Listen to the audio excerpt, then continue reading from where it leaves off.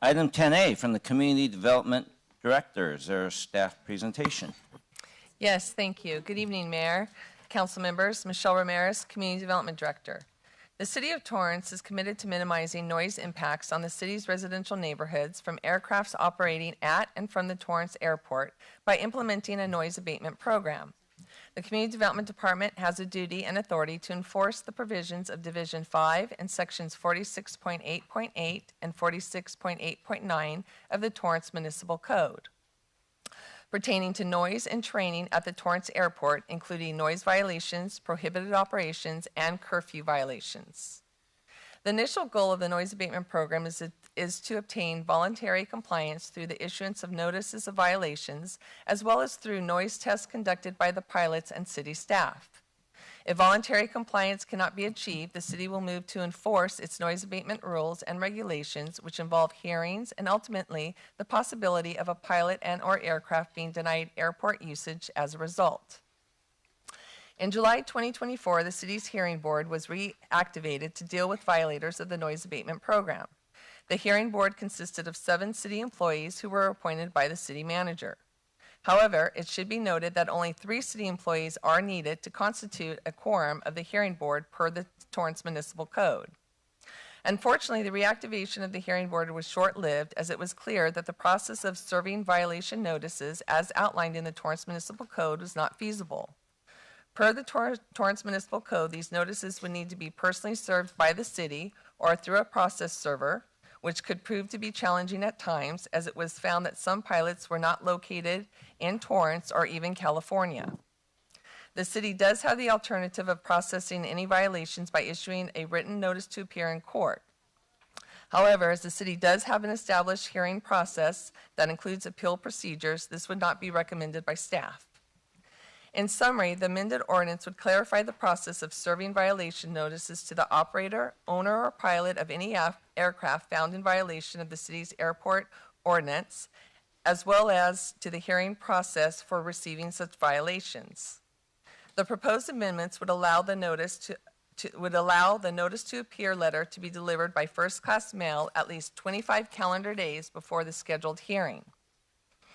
In addition to the notice to appear being served by first-class mail, the city could also deliver it through physical delivery, delivery by overnight carrier service, or delivery by digital mail. Additionally, the amended ordinance would establish a neutral third party as the hearing officer instead of the current internal administrative hearing board that is made up of 7 city employees, and outlines the hearing procedures and hearing officer's decisions, which could be appealed to the city council. It should also be noted that any decision by the City Council could then be appealed to the LA County Superior Court. Lastly, the amended ordinance provides clarity on applicable Torrance Municipal Code sections and the parties it could affect, including the operator, owner, or pilot of the aircraft. That concludes staff's presentation, and I'm available for questions. Thank you. Thank you. City Clerk, anyone signed up to speak on this item? No, Your Honor. All right, and that's okay. At this time, do any members of the public who did not sign up wish to speak on this item? Just please step up to the microphone. You have 1 minute per speaker.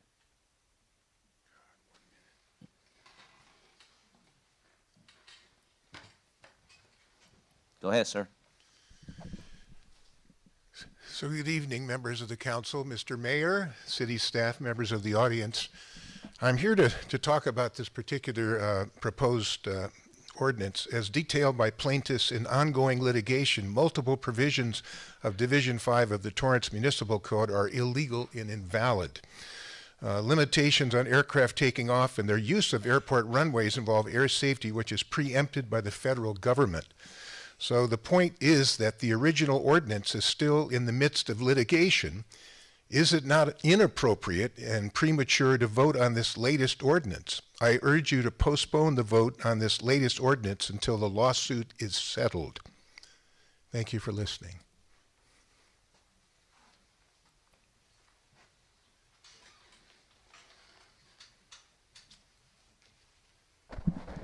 Good evening. My name is Chuck Costello, representing COTAR, the civic advocacy group devoted to airport issues. We strongly urge approval of this ordinance. There are violations of the existing ordinance. It can't be ignored. You need to enforce the law. You have decided to defend it in court. There's no reason to delay because of ongoing litigation. Most pilots comply. Unfortunately, there's a goodly number who don't, and they're causing a lot of harm to the community. We greatly appreciate your action last year to prohibit some of these, and we look forward to passage of the ordinance. Thank you.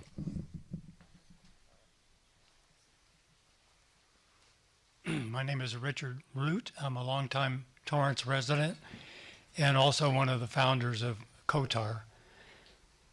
As Chuck said, most pilots comply with the city's ordinances, but there are some who do not. In fact, thanks to the city's Casper flight tracking system, the public can see aircraft in flight around the airport and can see them committing violations, sometimes multiple violations by the same aircraft. Enforcement is needed to hold these offenders accountable and hopefully reduce the number of violations in the future. So we agree with staff's proposal on clarifying the procedure for enforcement, and we hope you'll adopt it tonight and resume enforcement very soon. Thank you.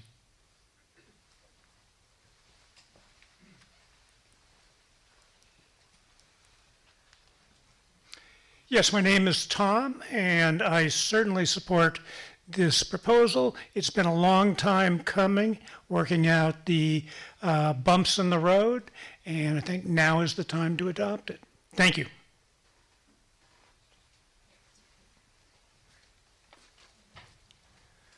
Good evening. I'm Michael Lyon. As one of countless Torrance residents bombarded by repetitive flight school training, I join many others in welcoming the council improving airport noise enforcement.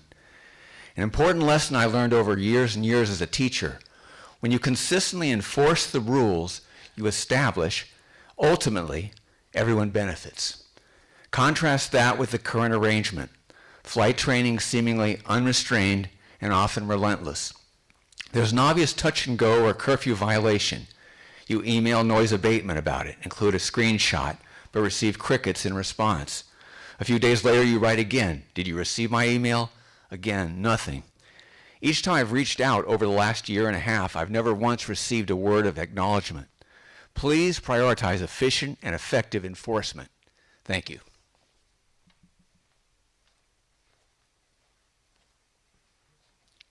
Hi, my name's Kathleen DeLeo. I'm a resident of the Seaside Ranchos area, and I would highly encourage you to pass the ordinance that we've been working on with COTAR for the past several months, over a year, probably 2 years now. We still have planes flying over our residences fairly often, which I know is in flagrant violation of where they're supposed to turn on the flight patterns, and it just seems that there are certain aircraft that are not taking this ordinance seriously.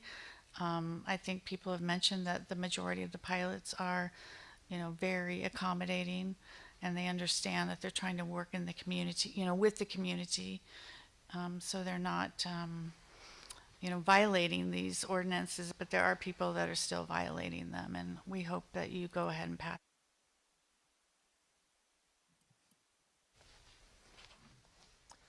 Anyone else from the public who wishes to speak on this item, please step up to the microphone.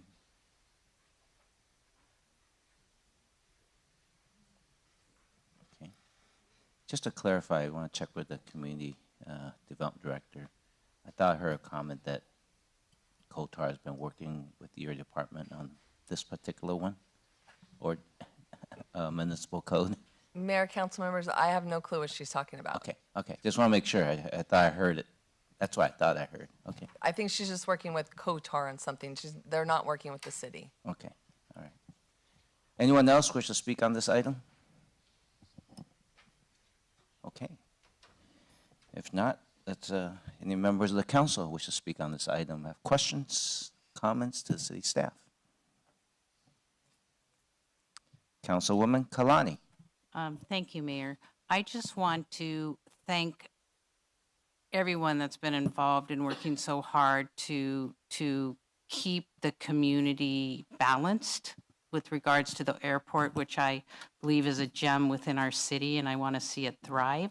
And I want to just thank those pilots that are watching, that are flying friendly and doing the right thing. And I think by approving this, if you are flying correctly, this shouldn't matter. Thank you. Councilman Sheikh. Thank you. I have a couple of questions on this item. I just found out today, and I want a little clarification. Can a pilot be the person who doesn't own the plane that he's riding on? So let's say there are two people coming into the airport, Torrance Airport, and I am the owner for this plane, but I have my friend go ahead and fly the plane. How do we know that when we send the violation, are we sending to the owner of the plane or to the person who was flying? So the violation is sent to the owner of the plane, and then if the owner tells us that somebody else was flying it, that they either, maybe it could be a trainer who was flying it, could be someone that they leased the plane to. If they're willing to provide that information to us, then we will void the notice to them and then issue it to the correct person. But it's up to the owner of that plane to tell us who it was. If they're unwilling to tell us who it is, then they take the violation.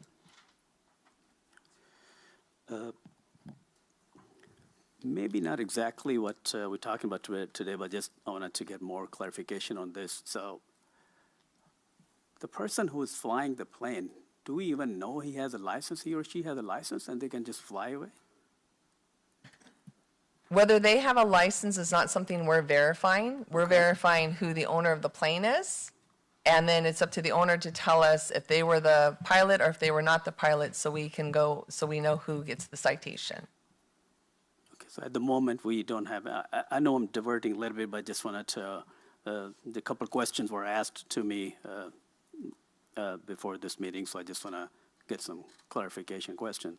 So going back to the topic on hand, so right now the hearing board, their job is to identify and cite the violators so they can appear to address the concerns? No, what happens is through the Casper system, we receive a daily log of potential violations that have happened at the airport. We then have staff that goes through and listens to each one of those violations through the airport recordings to determine if a potential violation did actually happen. If it's found that one did happen, then staff will send a letter to them requesting that they appear before the hearing board. The hearing board will then listen to both the side of the staff that says why we feel they violated it, and the pilot or whoever was flying the plane can then say why they feel they did not violate it. And then it's up to the hearing board to make the decision if they did violate the municipal code based on what our ordinance states and the evidence that is produced. If the hearing board sides with the staff, then that pilot will receive what's considered a mark against them. And if they receive 3 marks within 3 years, they can be disqualified from using the airport for a 3-year period, except for emergencies.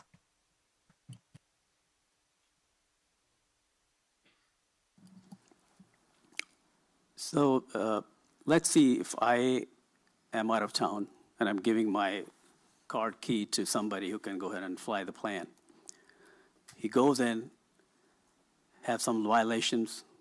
The city is sending violation tickets to the owner of the plane. Now, that person is going to say, hey, I was not even in the city. I was out of town. And how can we win that case? I mean, it's just obviously that there is something wrong. The owner takes responsibility of that plane. So then it's up to the owner to let us know who was flying it, and then we void the violation to the owner of the plane, and we send it to the person who was actually flying the plane. If they're unwilling to give it, then they're taking the responsibility of what that person did, just like you would. If someone crashed your car, your insurance would take the liability for that. Exactly. Okay. Okay. So basically, the plane owner is on the hook. In the end, if they're unwilling to cooperate, yes. Okay. And the hearing board is going to hear from both people, or they're supposed to hear from both people. The hearing, whoever is the violator would receive a letter to appear before the hearing officer. If they did not show up, we would still have to produce our case. We cannot just say that they're automatically in the wrong because they didn't show up. We still have to give our case, and the hearing officer would still have to say whether they feel they violated the municipal code and all the evidence that we supplied. Thank you so much. Appreciate it. Thank you. Any other questions or comments?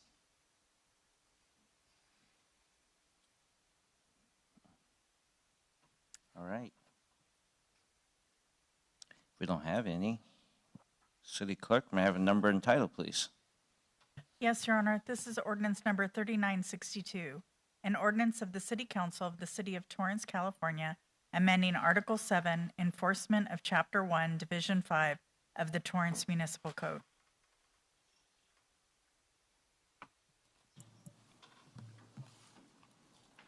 We adopt the ordinance, determine the project exempt from California Environmental Quality Act, and approve an ordinance for summary publication. Second. Start voting, please. Your Honor, that motion carried unanimously. Thank you. Moving on to item 10B from the City Council Ad Hoc Naming of Public Facilities Committee and City Manager. Make sure I got this right. Good evening, Honorable Mayor and members of City Council. My name is Brianna Hart, Management Aide in the City Manager's Office. And tonight I will be presenting item 10B, a recommendation of the Ad Hoc Naming of Public Facilities Committee and the City Manager's Office to accept and file the September 2nd, 2025 Ad Hoc Naming of Public Facilities Committee meeting minutes and to discuss and provide direction on community outreach efforts regarding the renaming of Columbia Park. Next slide, please. Before we dive into the recap of the Parks and Recreation Commission meeting, I wanted to provide a brief timeline of events regarding the renaming item. The initial application to rename Columbia Park to honor Ted T. Tanawe was received on April 7th, 2025. Following the request, the Ad Hoc Naming of Public Facilities Committee meeting took place on Tuesday, September 2nd at 12 p.m. The item was discussed amongst the committee and with the 3-0 vote passed for the item to be brought to council for further considerations. Following the committee's recommendation, the item was agendized at the City Council regular meeting on Tuesday, October 7th, 2025 at 6:30 p.m. The item to rename Columbia Park received a 5-1 vote with Councilman Kaji absent and Councilman Matucci voting no to defer the item to the Parks and Recreation Commission for further comment and discussion. The Parks and Recreation Commission meeting took place on November 12th, 2025 at 6:30 p.m. Tonight, staff is providing a recap of the Parks and Recreation Commission meeting and seeking direction. Next slide, please. The Parks and Recreation Commission meeting took place Wednesday, November 12th, 2025 at 6:30 p.m. in the Leroy J. Jackson Council Chambers. The commission and community members received a presentation including a timeline of the renaming request, history of Columbia Park and Ted T. Tanawe, and asked for community input regarding the item. The commission received public input from approximately 14 community members. About 6 expressed general support of the name change, with the remaining 8 expressing opposition. The commission unanimously voted 6-0 with Commissioner Wright absent to recommend further research on this matter and to increase community outreach. Next slide, please. A summary of the public comments received included opinions supporting the name change, with observations about the city's support for veterans, military service, and the significant Asian and Japanese American communities within Torrance. Opinions were also shared to find alternative names and support for maintaining the current name. Some expressed uncertainty due to their perceived lack of input from Tanawe's descendants and comments regarding other locations within Torrance that already honor Mr. Tanawe. At this time, staff has received public comment from one of Tanawe's descendants to express support of the name change, which has been provided for your review. Next slide, please. Currently, Ted T. Tanawe is honored at the Ted T. Tanawe Memorial, located at 2200 West Carson Street, adjacent to Torrance High School. The National Guard Armory, located at 2505 Cabrillo Avenue, renamed their facilities to Ted Tanawe National Armory in 2002. And lastly, Tanawe's name is joined by 150 Torrance residents on the Veterans Memorial Wall located on the corner of Torrance Boulevard and Maple Avenue in front of City Hall. Next slide, please. Lastly, just some brief history of the naming of Columbia Park. In June of 1968, Columbia Broadcasting Systems donated 17.2 acres of land to the city, which would be memorialized through the park's official naming on July 23, 1968, as an expression of gratitude. This is documented through Resolution 68-164. The park was fully realized by 1978. Staff did not identify any conditions in which the name must remain or any other binding conditions. Next slide, please. To conclude, staff recommends to accept and file the September 2nd, 2025 ad hoc naming of Public Facilities Committee meeting minutes, and at council's discretion to discuss and provide direction on potential outreach efforts regarding the renaming of Columbia Park. This concludes my presentation. Thank you. Thank you. City Clerk, has anyone signed up to speak on this item? Yes, Your Honor. Corey?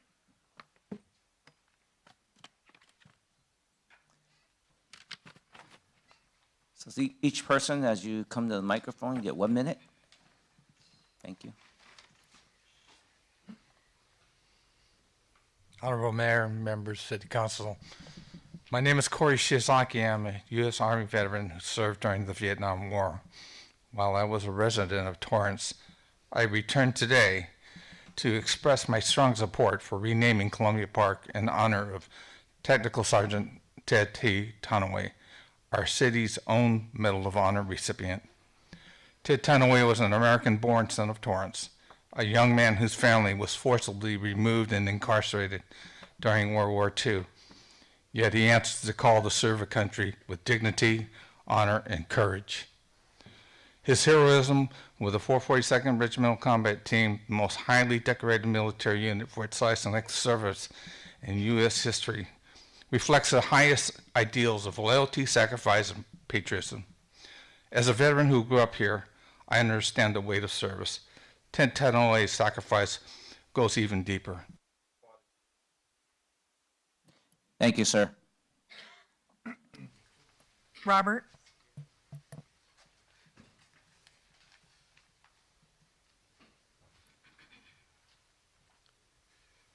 Hello, Mayor and City Council members. My name is Robert Horsting, an oral historian and documentary filmmaker who, along with Craig Yahata, made the film Citizen Tanawe. I'm not here to advocate either way. I just want to share who Ted Tanawe was. Ted was an all-American kid with three sport lettermen in baseball, football, and track. Technical Sergeant Tanawe trained as a cook in the Army, but he volunteered to lead an infantry platoon in K Company of the 442nd Regimental Combat Team. As the oldest brother in his own family, he carried these sense of responsibility to his soldiers, always volunteering to lead patrols. When his men were pinned down on Hill 140 in Italy, he advanced single-handedly and took out 3 machine gun nests despite being wounded. This action earned the Medal of Honor. By showing his loyalty as an American, he also hoped it would prove his family worthy of the title American. Thank you, sir. Kelvin?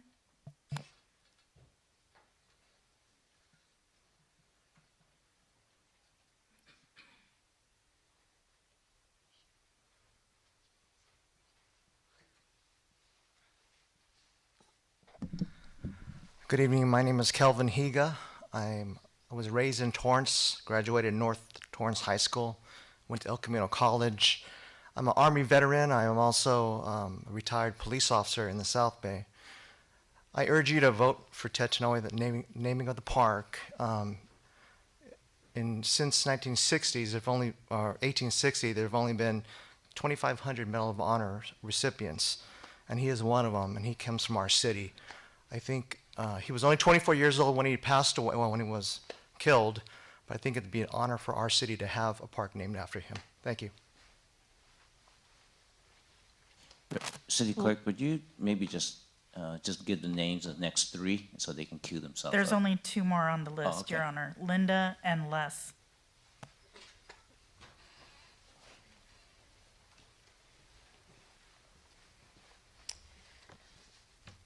Honorable Mayor and City Council members, first and foremost, I would like to take this opportunity to express my humble and sincere gratitude to all veterans, especially the Vietnam veterans. I'd like to say welcome home. Whereas I am eternally in debt and thankful for Ted Tanoe's service to the United States and paying the ultimate sacrifice with valor and honor, I'd like to propose not renaming Columbia Park, but rather Torrance Park, which is adjacent to the Torrance Armory, which is named after him currently. I think it would be appropriate to have that park named after him, rather than changing the name of Columbia Park, which is an institute in the South Bay and known very well to all of the South Bay. And even adding a plaque at the Seaside Heroes Park, which should have a plaque.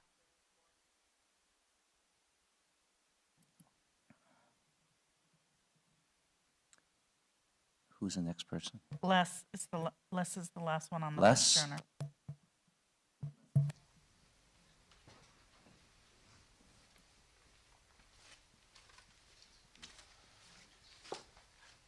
Good evening, Mayor, council members.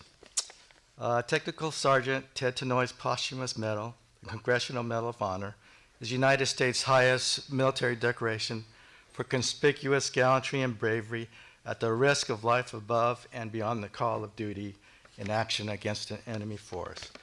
Thousands upon thousands of sons and daughters of Torrance have courageously fought in this country's wars. Ted Tanoe is the only Torrance resident to be awarded the Medal of Honor. And at the age of 24, Ted gave up the dream of returning to Torrance, having a family of his own, having a fulfilling career, living in peace. He sacrificed it all for a country he felt worthy, even though that country had unjustly imprisoned his family in a desolate camp in Arkansas, only because they were of Japanese descent. I ask that you honor Ted Tanoe.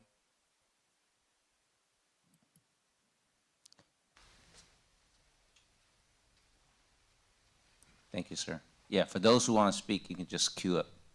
Go ahead. And my name is Mike Miyamoto. I'm a Vietnam veteran. And as a veteran, I support the renaming of Columbia Park to honor Ted Tanoe, Congressional Medal of Honor winner, who gave his life in defense of this country. Thank you. Thank you, sir.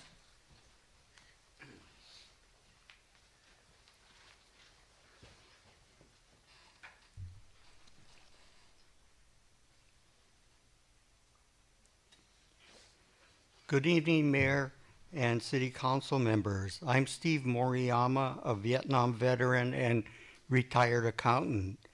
It would be a huge honor to all veterans for you to rename the Columbia Park to Ted T. Tanoe Park, for it would not only perpetuate the legacy of the Tanoe family sacrifice, but the legacy of all the men and women who served our country.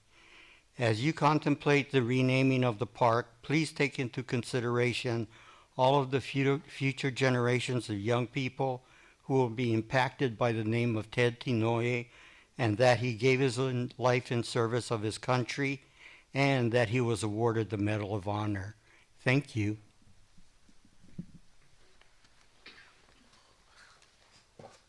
Hi, I am Hana Ishii, and I grew up in North Torrance and was a student of North High 2025. I am a Japanese American, and my family moved from Japan in 2009. They run a Japanese restaurant here locally, Sushi Island, and I also work there part-time. Many of our customers are Japanese American, so I've grown up surrounded by this culture and community my whole life. When I first moved to America, Columbia Park was where I spent my childhood with my siblings, playing soccer and basketball, celebrating birthdays, and creating memories that shaped who I am. That's why I support the effort to rename the park of a Japanese American. It's not just a name change, it's a way to honor the people who came before us and to make sure their stories continue to be remembered. It also helps young people like me feel connected to our roots and proud of who we are. I'm grateful to be part of this community, and I hope we can continue to honor history together. Thank you. Arigatou gozaimasu.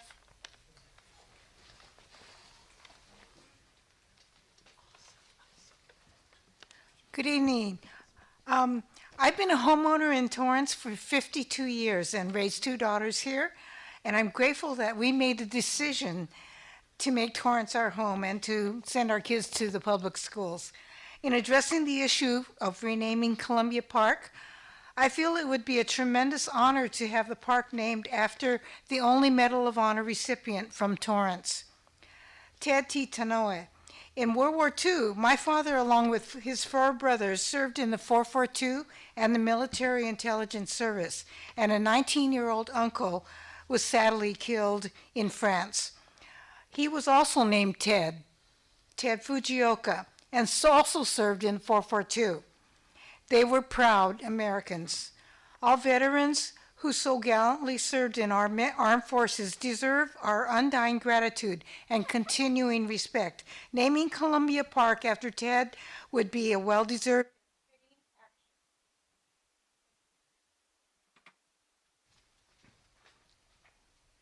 I'm Mitchell Matsumura.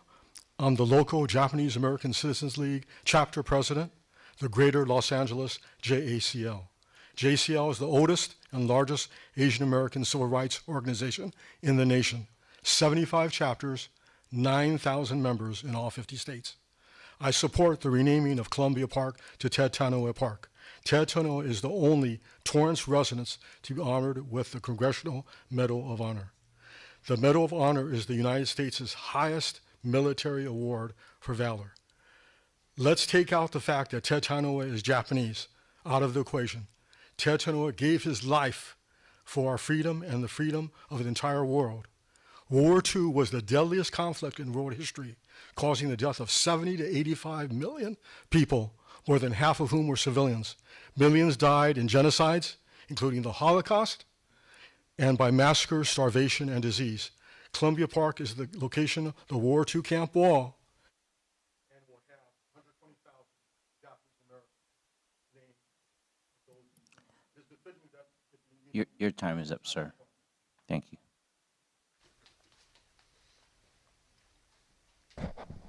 Hi, my name is Rosie Mayfield, and I am one of the commissioners on the Parks and Recreation.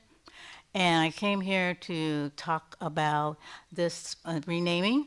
We, on November, at our meeting, we were approached with renaming the park. None of the commissioners had any idea who Mr. Tanoe was.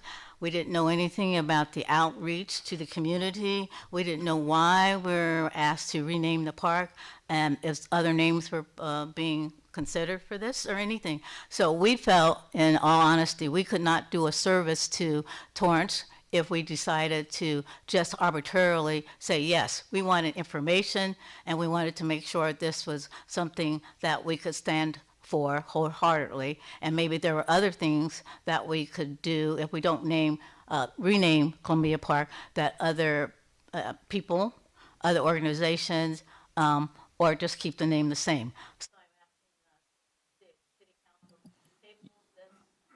Your time is up, ma'am. Commissioner, your time is up. Yeah.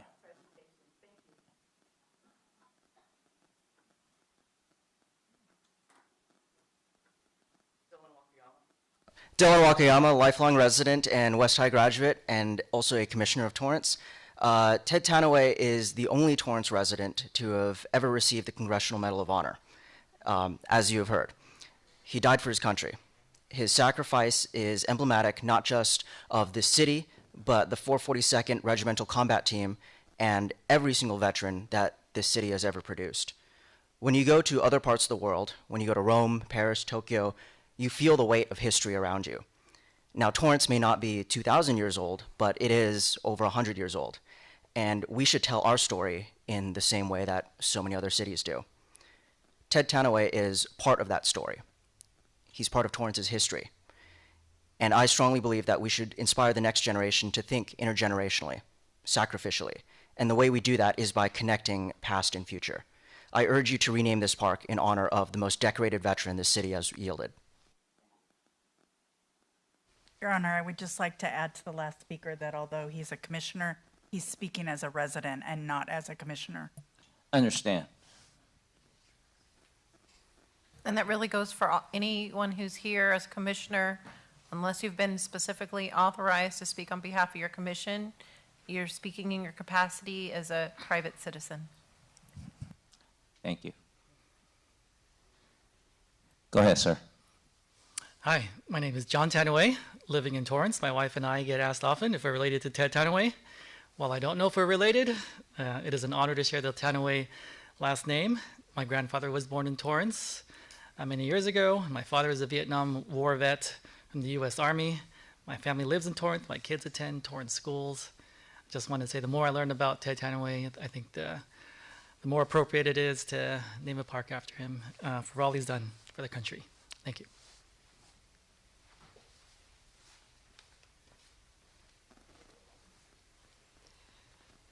Good evening. My name is Janet Payne. I consider myself a local historian. I'm from Louisville, Kentucky, where all of our parks were designed and named by committees, but Frederick Law Olmsted, and they solved the problem of not having anyone take away a name of a park because they named all of them after the Native Americans. My husband is a veteran, 26 years, and so was my father. I support all things veteran. I was very happy to learn a great deal about the Japanese Americans and their sacrifices, particularly through an exhibit at the Torrance Historical Society.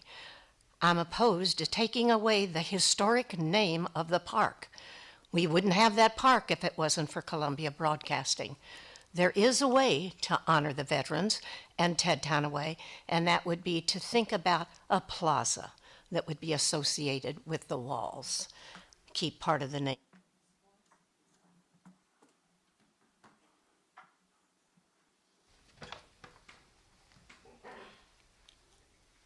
Lynn Robinson. I understand the reasoning behind this, and I do agree that Mr. Tanaway deserves to be honored, and I know why you want to do it there. However, I agree with Mrs. Payne that it's erasing the history regarding Columbia Broadcasting Company. Also, the common usage is no matter what you name that park, the community is going to call it Columbia Park, which I think is a sort of a disrespect to Mr. Tanaway. The other thing is the cost of new signage and all publications and everything else that has to be changed when you change the name of any park in the city. And maybe it's not such a big issue, but I am concerned about renaming things and taking away a current history. I think Mr. Tanaway maybe deserves something better.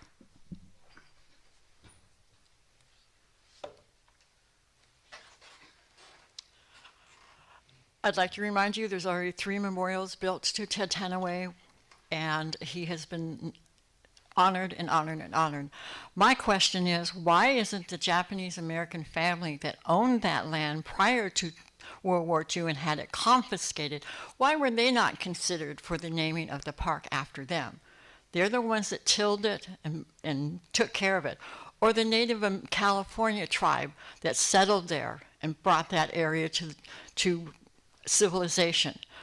I love Ted. I've spent the last 25 years of my life honoring that man. I've spent hours raising money for him. And Diane knows that, and everybody in Torrance knows what I feel about Ted.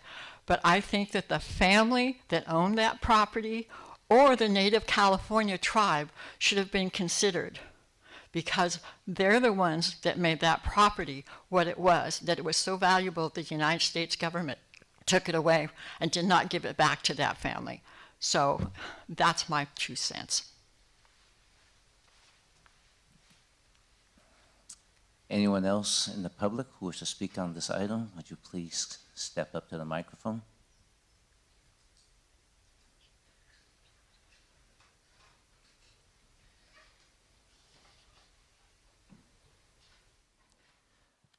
Okay, I just want to make sure you all had opportunity before I bring this back up to the council.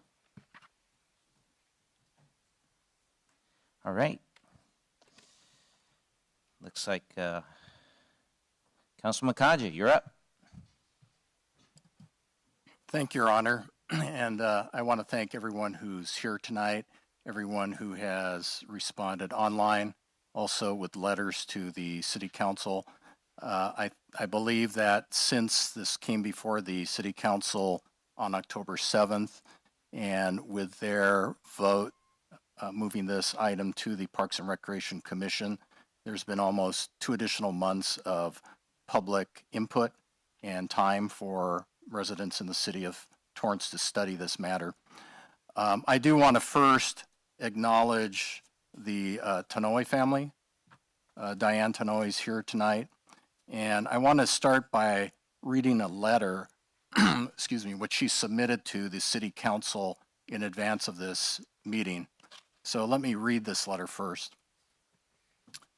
With all due respect, we, the undersigned, fully support the renaming of the present Columbia Park to Ted T. Tanoe Memorial Park in honor of our uncle, in conjunction with the black granite walls depicting over 120,000 names of the Japanese Americans interned in the United States during World War II.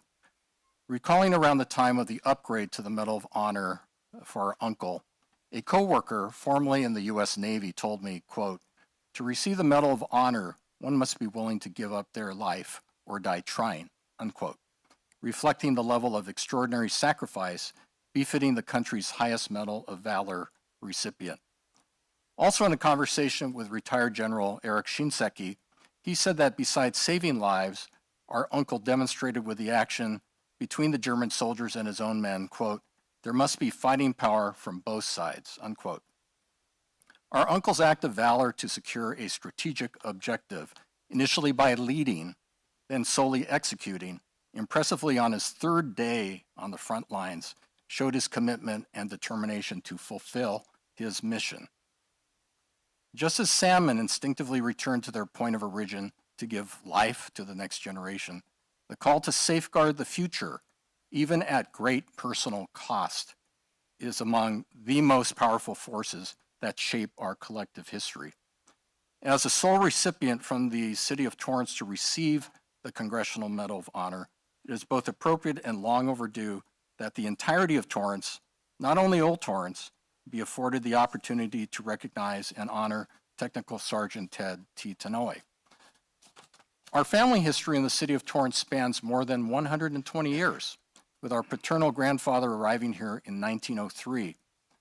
Our roots here are worthy, and it would be a profound honor to see our uncle's legacy acknowledged in a manner befitting his service and sacrifice.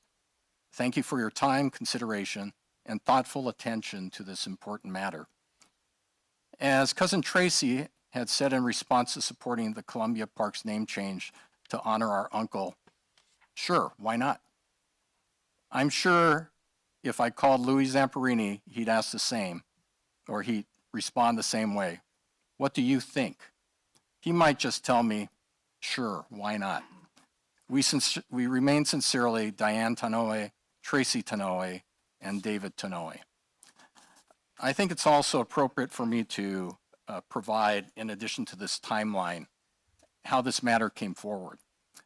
As a member of the city's Federal Legislative Committee, we paid a visit to Washington, D.C. in February of this year. Part of our visit included a visit to the Pentagon, and where we met with one of the generals to talk about our Armed Forces Day parade. The general staff was able to give us a tour of the Pentagon. So we saw the point of impact that occurred on 9/11 when the Pentagon was attacked, when the United States was under attack. We also visited a very special part of the Pentagon called the Hall of Heroes. In that room are the names of the recipients of the Medal of Honor, going back to the first one and to the present time. And so when we were in that room, I was able to see Ted Tanoe's name on the wall. After returning to Torrance, here on the council, we talked about the renaming of public facilities. At that time, I decided to reach out to Diane. And I asked Diane a question. I said, Diane, on behalf of your family, I'd like to ask you, would you and your family consider supporting the renaming of Columbia Park in Torrance, which is going to be the site of the World War II Camp Wall Memorial? And at that point, she said, sure, John, why not? And so from that point, I introduced it to the council. It went to the ad hoc naming of public facilities committee meeting on September 2nd, and then came back on October 7th. Unfortunately, I wasn't here, but I appreciate the consideration of my fellow members to, if necessary, to put it to further public input. And so here we are almost 2 full months since the October 7th meeting. I think I'll share my own personal thoughts on this. When Ted's body was brought back from Europe, it was interred at Evergreen Cemetery in Boyle Heights, East Los Angeles. At that ceremony, my father, Bruce, who was a veteran of World War II, he was first entered the Army from Manzanar relocation camp, came down on the train, was inducted at Fort MacArthur, sent back on the train to Manzanar to await orders. He was sent to basic training to become a replacement in the 442nd. This was right after he spent 1 semester in college, Morningside College, but then he was told, no, it's time. During that period, though, he was tested for his Japanese language abilities, and then he was redirected to Military Intelligence Language School, and then from there sent into the Pacific Theater as an interpreter. But after leaving the service, returning to Los Angeles, he and his other Nisei veteran, fellow veterans, formed a color guard.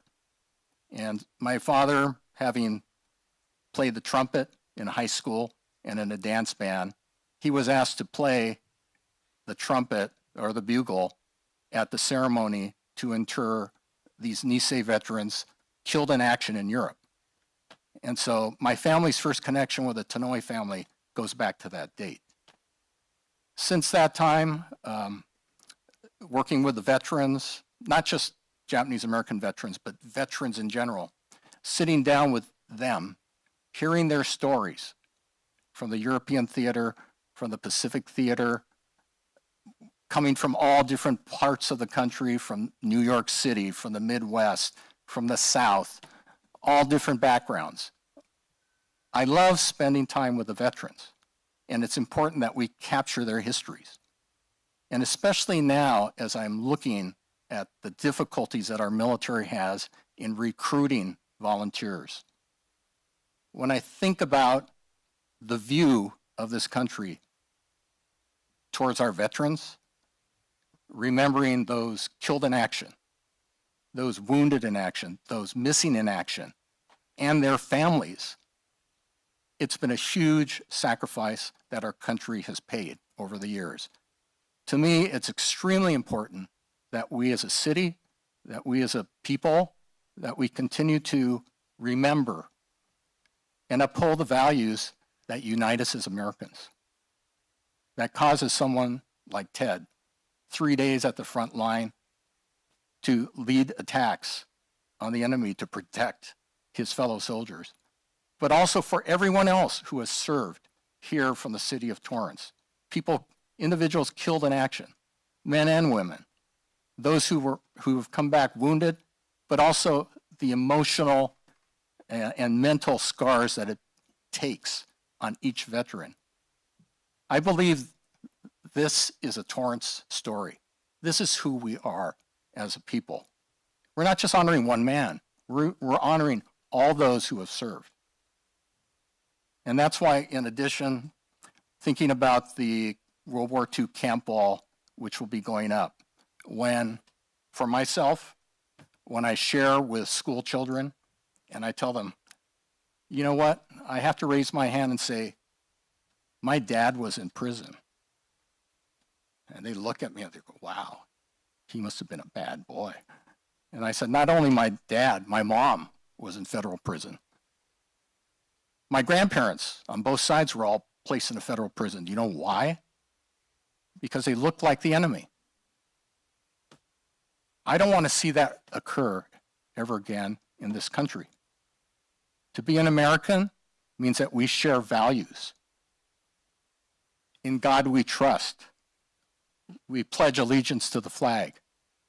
That unites us. That makes us stronger as a community. And it's those values that we need to uphold here in the city of Torrance. I'm proud that this council in 1942 took action to support the local Japanese American community. That makes Torrance unique. No other city on the West Coast stood up for its Japanese American residents. This city did. And for that, I'm thankful on behalf of the community, which at that time had no friends. So to me, the story that we share together collectively as Torrance residents, it's an important story to share. It's not just a story of one person. It's a story of all of us. And so that's why I'm glad that we've had these presentations. I'm glad that the Parks and Recreation Commission took this up. But I felt compelled to share this because, I don't want to see any confusion over this point. I don't want this to be a point of divisiveness because it shouldn't be. But to be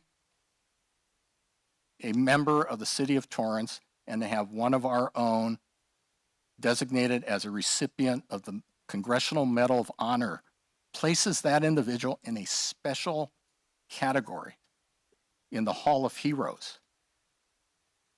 Not every city can claim that. Very few can claim that, especially here in the South Bay. But he represents the highest ideals of this country.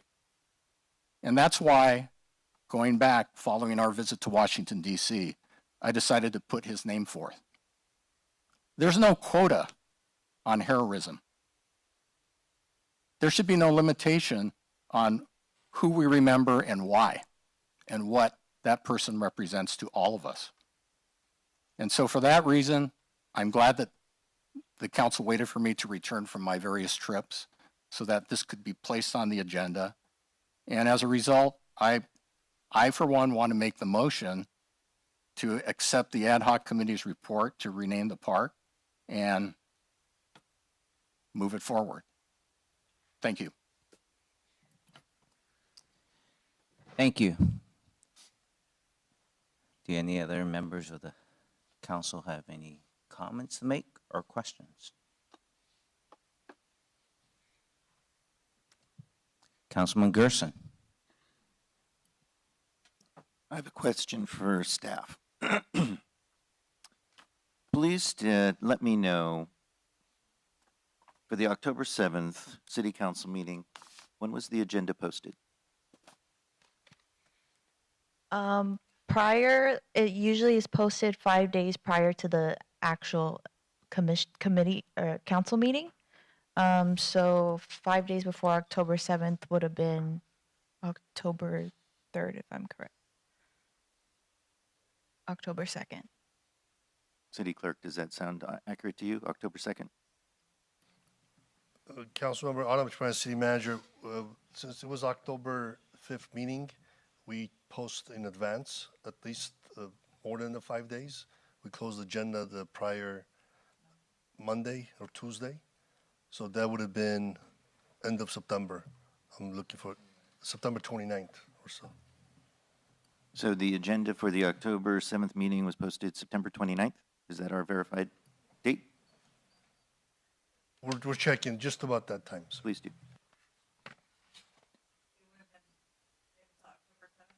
Correct.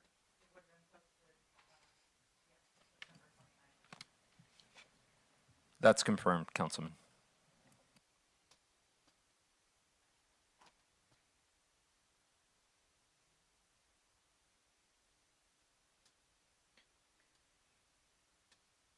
First, I have to start with a few words about Ted Tonaway, because when you hear the bio, when you hear the historian speak, and you learn about his history, I don't think there's anyone that would question. He is an American hero. He is a Torrance hometown hero. I don't think anybody can question him. The sacrifice that he gave, the fact that he gave up the ultimate, his life, in search of, freedom, such an elusive ideal. Freedom is something we need to talk about tonight. I had the pleasure of shaking the hands of each of our Vietnam veterans, who I am humbled by. I really hope that I get an opportunity to hear each of your stories. As I shared a little bit about my family's history and our story, and the fact that I can share those stories, and I want to learn your stories, because they're, I'm sure, just as incredible. I also have such a deep love for the Japanese community, and so many people here in Torrance know that. One of the things that people don't know is one of my best friends, Cynthia, my neighbor, she taught me how to use chopsticks when I was 4 years old. She was Japanese. And funny story is, when I was in high school and I went with a Chinese friend to Monterey Park, and this white guy walked in with him, the restaurant went silent, and a woman came out from the kitchen to speak to us in English. And when he spoke back in Mandarin, the volume came back up. And I remember sitting down, and even though he was one of my best friends, he said, "Jeremy, don't embarrass me. Don't ask for a fork." Again, been using chopsticks since I was 4. In 2017, when I asked TSCAA to go to Kashiwa, and I was applying to be the 2018 adult leader, and they said, "No, we're going to send you in 2017." I really thought that I was going to become a better teacher for my students of Japanese descent, and I was so wrong. What I did was I found family, and Mama Morakagi, my Japanese mother, who I love so deeply, now in her 90s and still going strong. Just such deep love. My concern is, this is what we've been talking about. We focused on Ted Tonaway and his amazing story, and I've heard so many times during the process and during this evening.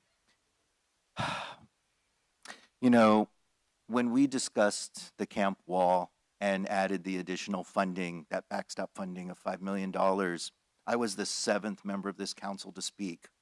And I was the first one to say, no, no phase 2, no phase 3. I don't want to hear about Irish names of intern. I was the first to say, no, we need to stay true to our Torrance heritage, as Councilmember Kaji referred to that 1942 resolution. At such an unpopular time, with the Ku Klux Klan presence here in Torrance, to still make that unpopular stand to say, no, internment of people who look like the enemy, as Mr. Kaji said, that's not right. And I am so proud to be a part of that history. I asked the Camp Wall committee members if they would consider putting that resolution on the pillar, to recognize that this is a Torrance legacy. But again, that's a lot of I, and what I heard before was a lot of I. I want to pull out, from the very beginning of the City of Torrance's presentation, you saw a timeline. It said total elapsed time, 239 days. That's not true. It's true from those people who received the application, but most people in Torrance, even me here on the council, I didn't see the application. So the application was put in by a committee member, the ad hoc naming committee, given to the mayor, and the mayor approves, and it's sent back to the ad hoc committee. and the ad hoc committee has a meeting while most of us are at work. I'm a teacher. I have to go to work. These ad hoc meetings, they are not videoed. We don't know what was said, and the city of Torrance doesn't get to watch. And so 239 days isn't accurate, and even with the ad hoc naming committee information, that's not really accurate.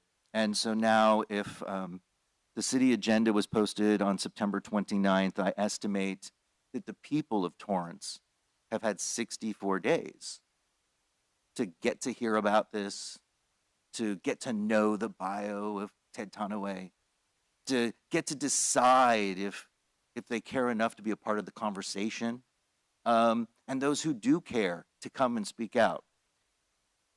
At the ad hoc meeting, the chair of the committee told us at our October 7th meeting that no community members came to speak. At our October 7th open public meeting, 0 people spoke. That was an indicator to me that we as a council and as a city had not been transparent. That is my concern. That hits me. As a representative of the people of Torrance, I know that I am not up here by mandate. I am not up here to make a decision for all the people of Torrance to decide to rename. This is the very first time that a Torrance Park would be renamed. And people should have the opportunity to think about that. When I made the motion to send it to Parks and Rec so that the people of Torrance could learn about this and have an opportunity to participate and say, yes, whatever the decision is, I was a part of that. To give the people of Torrance that opportunity, I was so happy that the council supported that.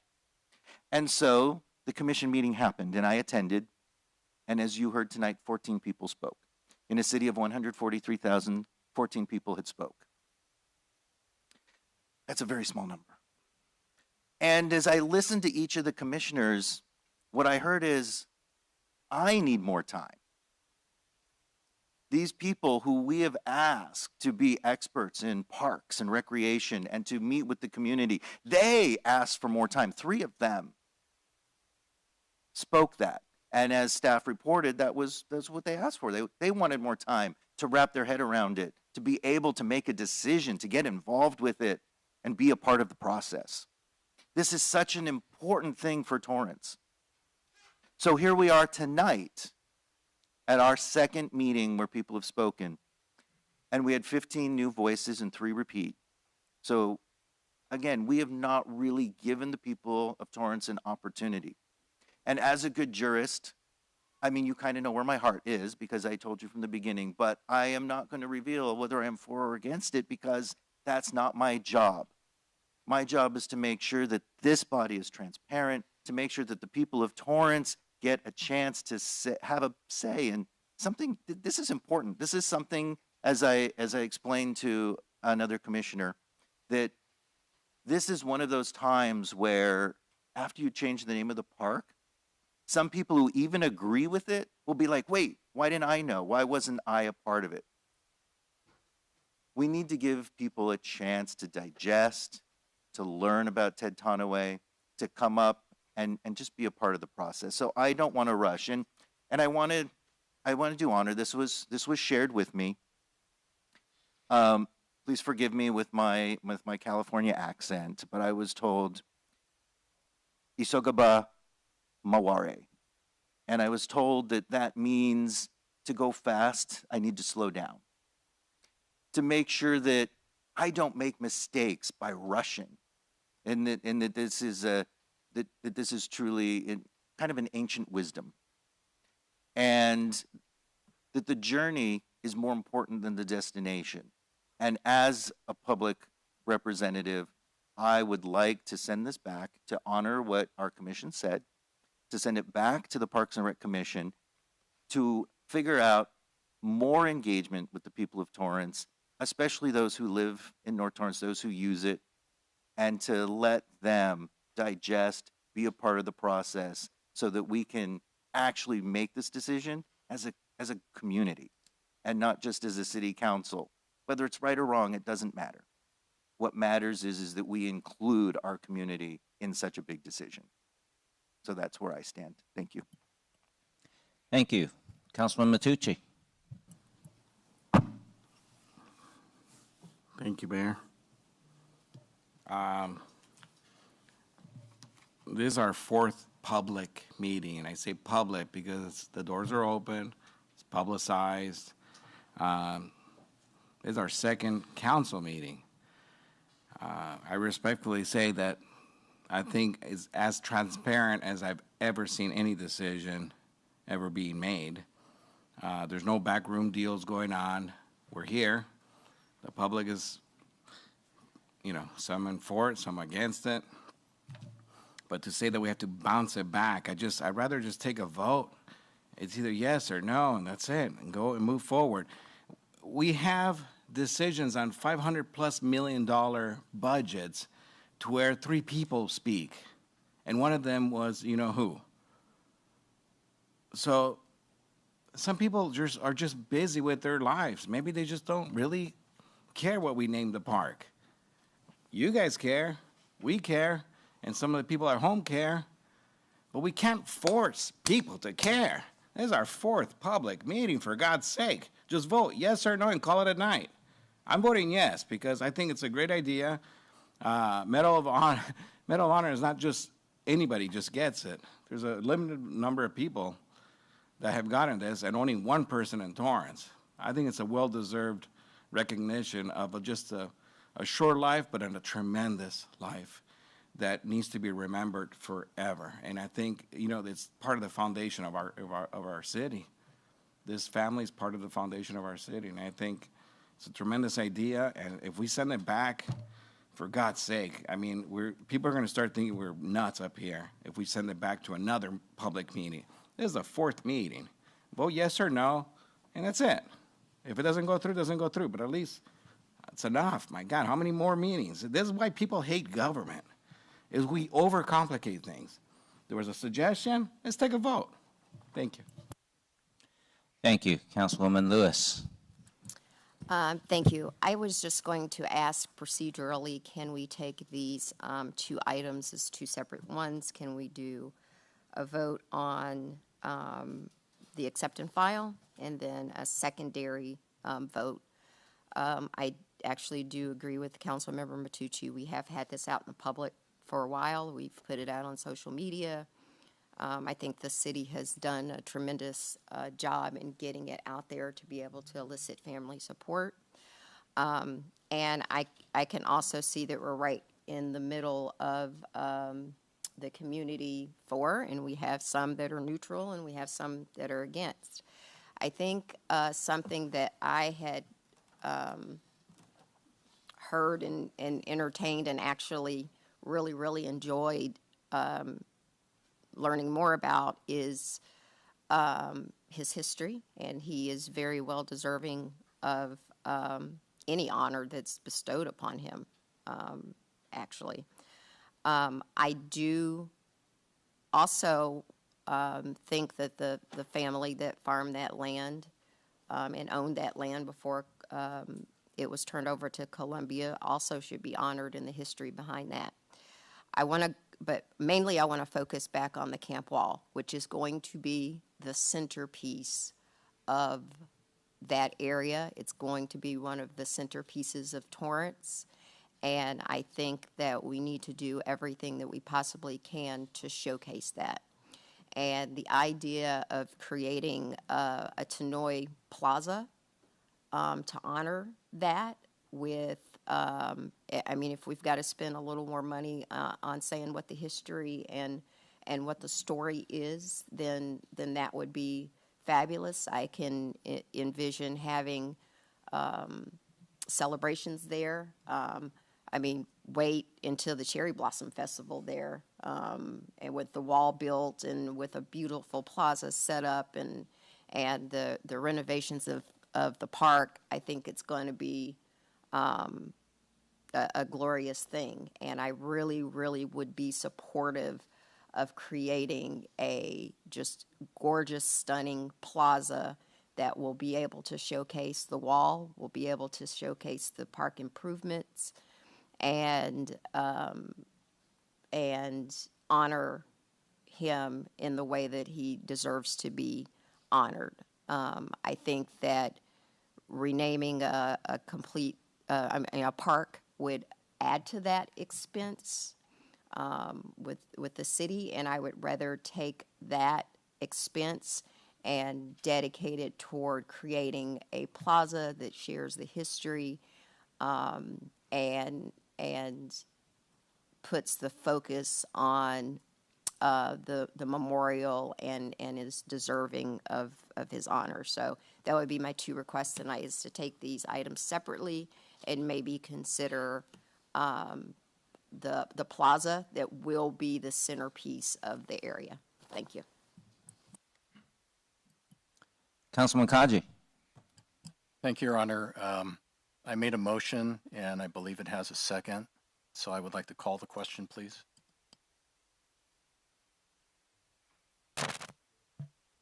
And that was to accept and file and to rename the park, correct? That is correct. Thank you. Start voting, please.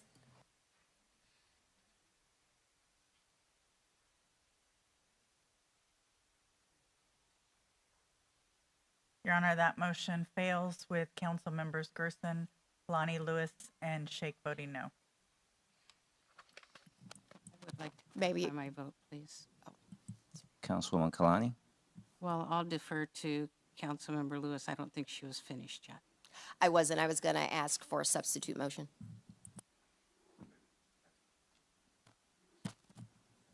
But if you want to clarify your vote from the No, you last one. spoke very eloquently, and that was some of the things that I heard. And I mean, personally, I would like to see the Parks and Rec Committee be able to finish what they've started. And I do believe that there is a beautiful and responsible way to honor Mr. Tanaway in the way that he deserves to be. And that he has been. And I just want to mention that the city of Torrance has recognized him and lifted him up and celebrated him. And I don't want anybody to think that we haven't. So I'm going to finish with that and let you do your substitute motion, please. I think maybe before you substitute the motion, since I really didn't get a chance to speak on this, I think you went right straight to the vote. Appreciate everybody's input on this. I think first of all, I want to dispel a lot of suggested comments that we have not been transparent. I think,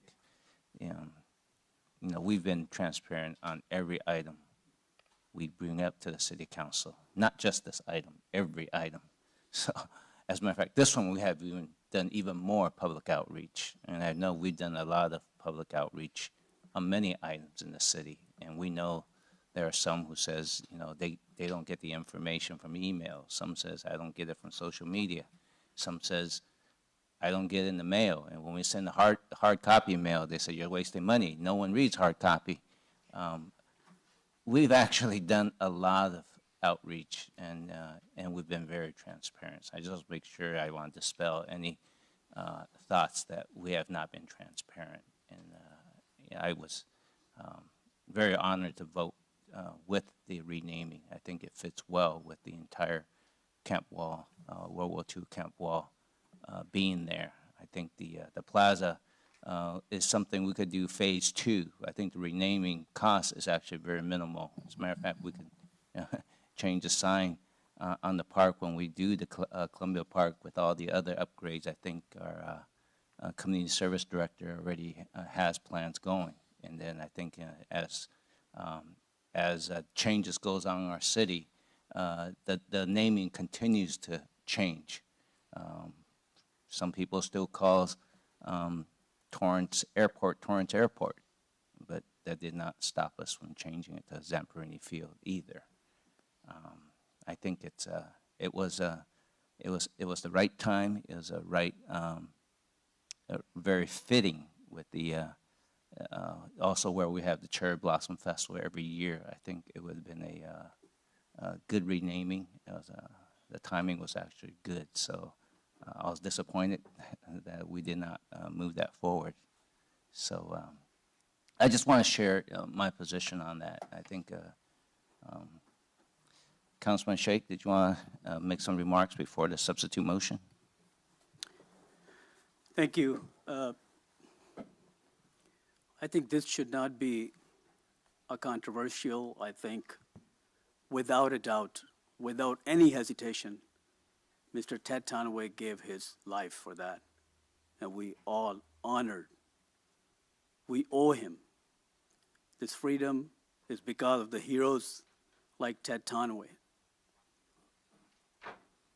The stories I read multiple times that he was at the Hill, defended so many soldiers, and he came back when a grenade injured his arm. After a few months, that he went back to serve the country. Undoubtedly, without any hesitation, he is the hero, not only for our city, but also for our country, without a doubt. And we have been honoring Ted Conaway. What happened in the Parks and Recreation Commission, it was a divided vote. 8 people spoke not to change the name of the park. 6 people spoke they want to change the name of the park. And the Park and Recreation Commission, there's a reason we have those commissions in place. They wanted to hear more from the community members, and rightfully so. Transparency, we are transparent, but what is the rush? The camp wall has not built yet. We are still collecting funds to have camp wall built. And the person who was behind bringing camp wall in the city of Torrance, in District 3, in Columbia Park, the largest park in our city, Kanji Sahara. A lot of people, they wanted this park to be named after Kanji Sahara as well. There are a lot of other heroes, without a doubt. We have a lot of Japanese community here. And I want you to please understand, this is not political. This council is in the business of serving you, to hear from you, to take your input. That's the sole purpose of this community, to make sure everybody's voice is heard. If it's a division, let's go back, find the common grounds. Find what is right for our city. There is no need to rush. We are far, far away building incarceration camp in Columbia Park. Why we have to rush and make a decision that come tomorrow we say, oh, we should have spent more time. It's okay to spend more time, but you have to make the right decision after going back and forth. So history in the future tell us that we did everything we could to do the right thing. And that's exactly what our job is. And that's what we should stand for. Again, Ted Conaway, I salute you. We all salute you. You are the hero, without a doubt. And we have honored you. The memorial wall, National Guard Armory is under your name. And I believe that we should do more for our heroes. But we need to recognize other heroes as well. Ted Conaway was a hero, but he's not the only hero in our city.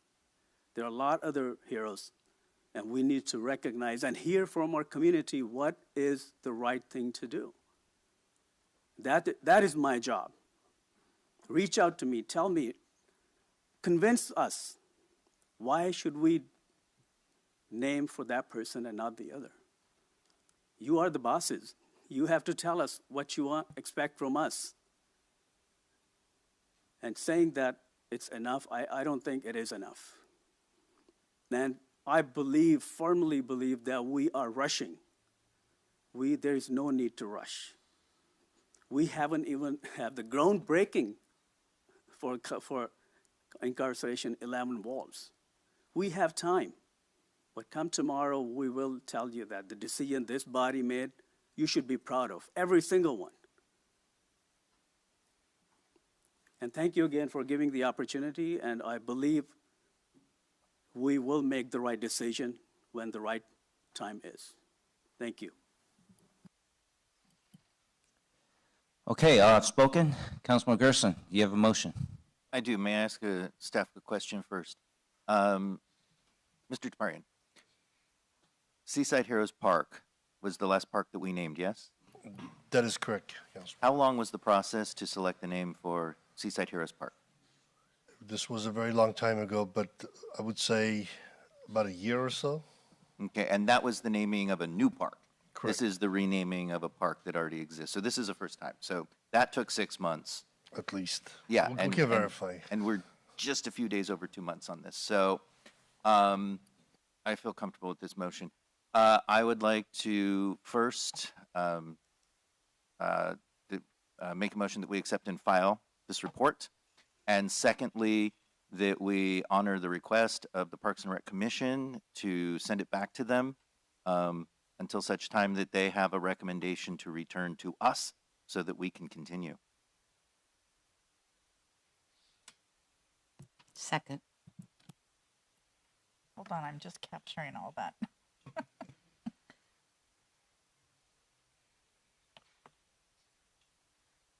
Okay.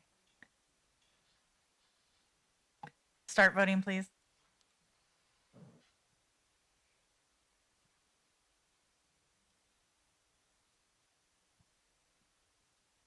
Your Honor, that motion carries with Councilmember Kaji, Lewis, and Machuchi voting no.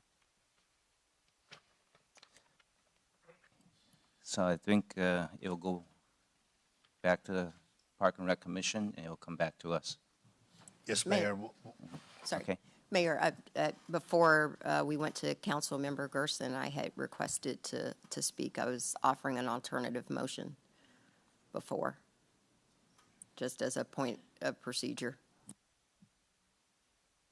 Okay, I'm going to look at our city attorney. I know you start verbal. It sounds like you want an alternative, and I saw the person clicked in, so I went with the clicker. Yeah, I had already clicked in and you cleared me. Oh, I didn't clear you. I didn't clear her either. Yeah. If it looked like you got cleared by me, you didn't clear. I didn't clear you.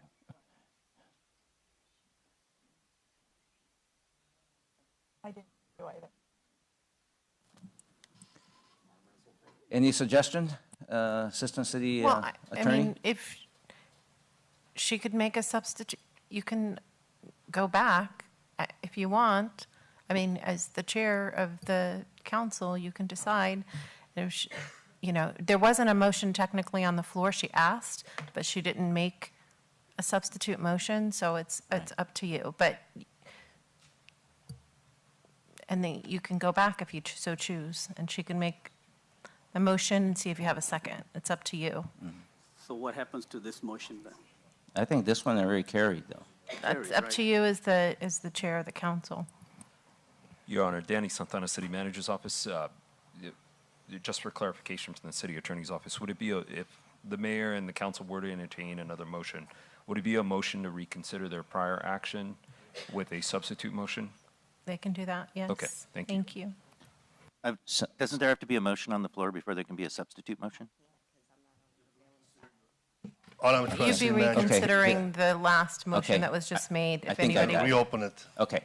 So I think I don't think either Councilman Gerson or myself or Councilwoman Kalani or Councilman Sheikh could request a reconsideration. Thank you. Okay? If there's no reconsideration, then I think this carries then. Okay?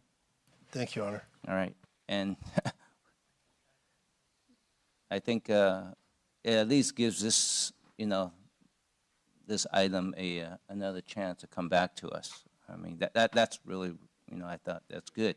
And then when it comes back, if there's an issue come up, any suggestion that Councilwoman Lewis wants to make, we'll have the chance to get it again. The Parks and Rec Commission will have a recommendation as requested, and at that point, council may accept, modify, or have alternate options. Right, and what I'm getting at is, it comes back to us. Yes, Mayor. If it gets to the point where Councilwoman Lewis wants to present her alternative motion, that at least gives you the opportunity. So I think we kind of have the best of all worlds at this moment based on where we ended today. Thank you.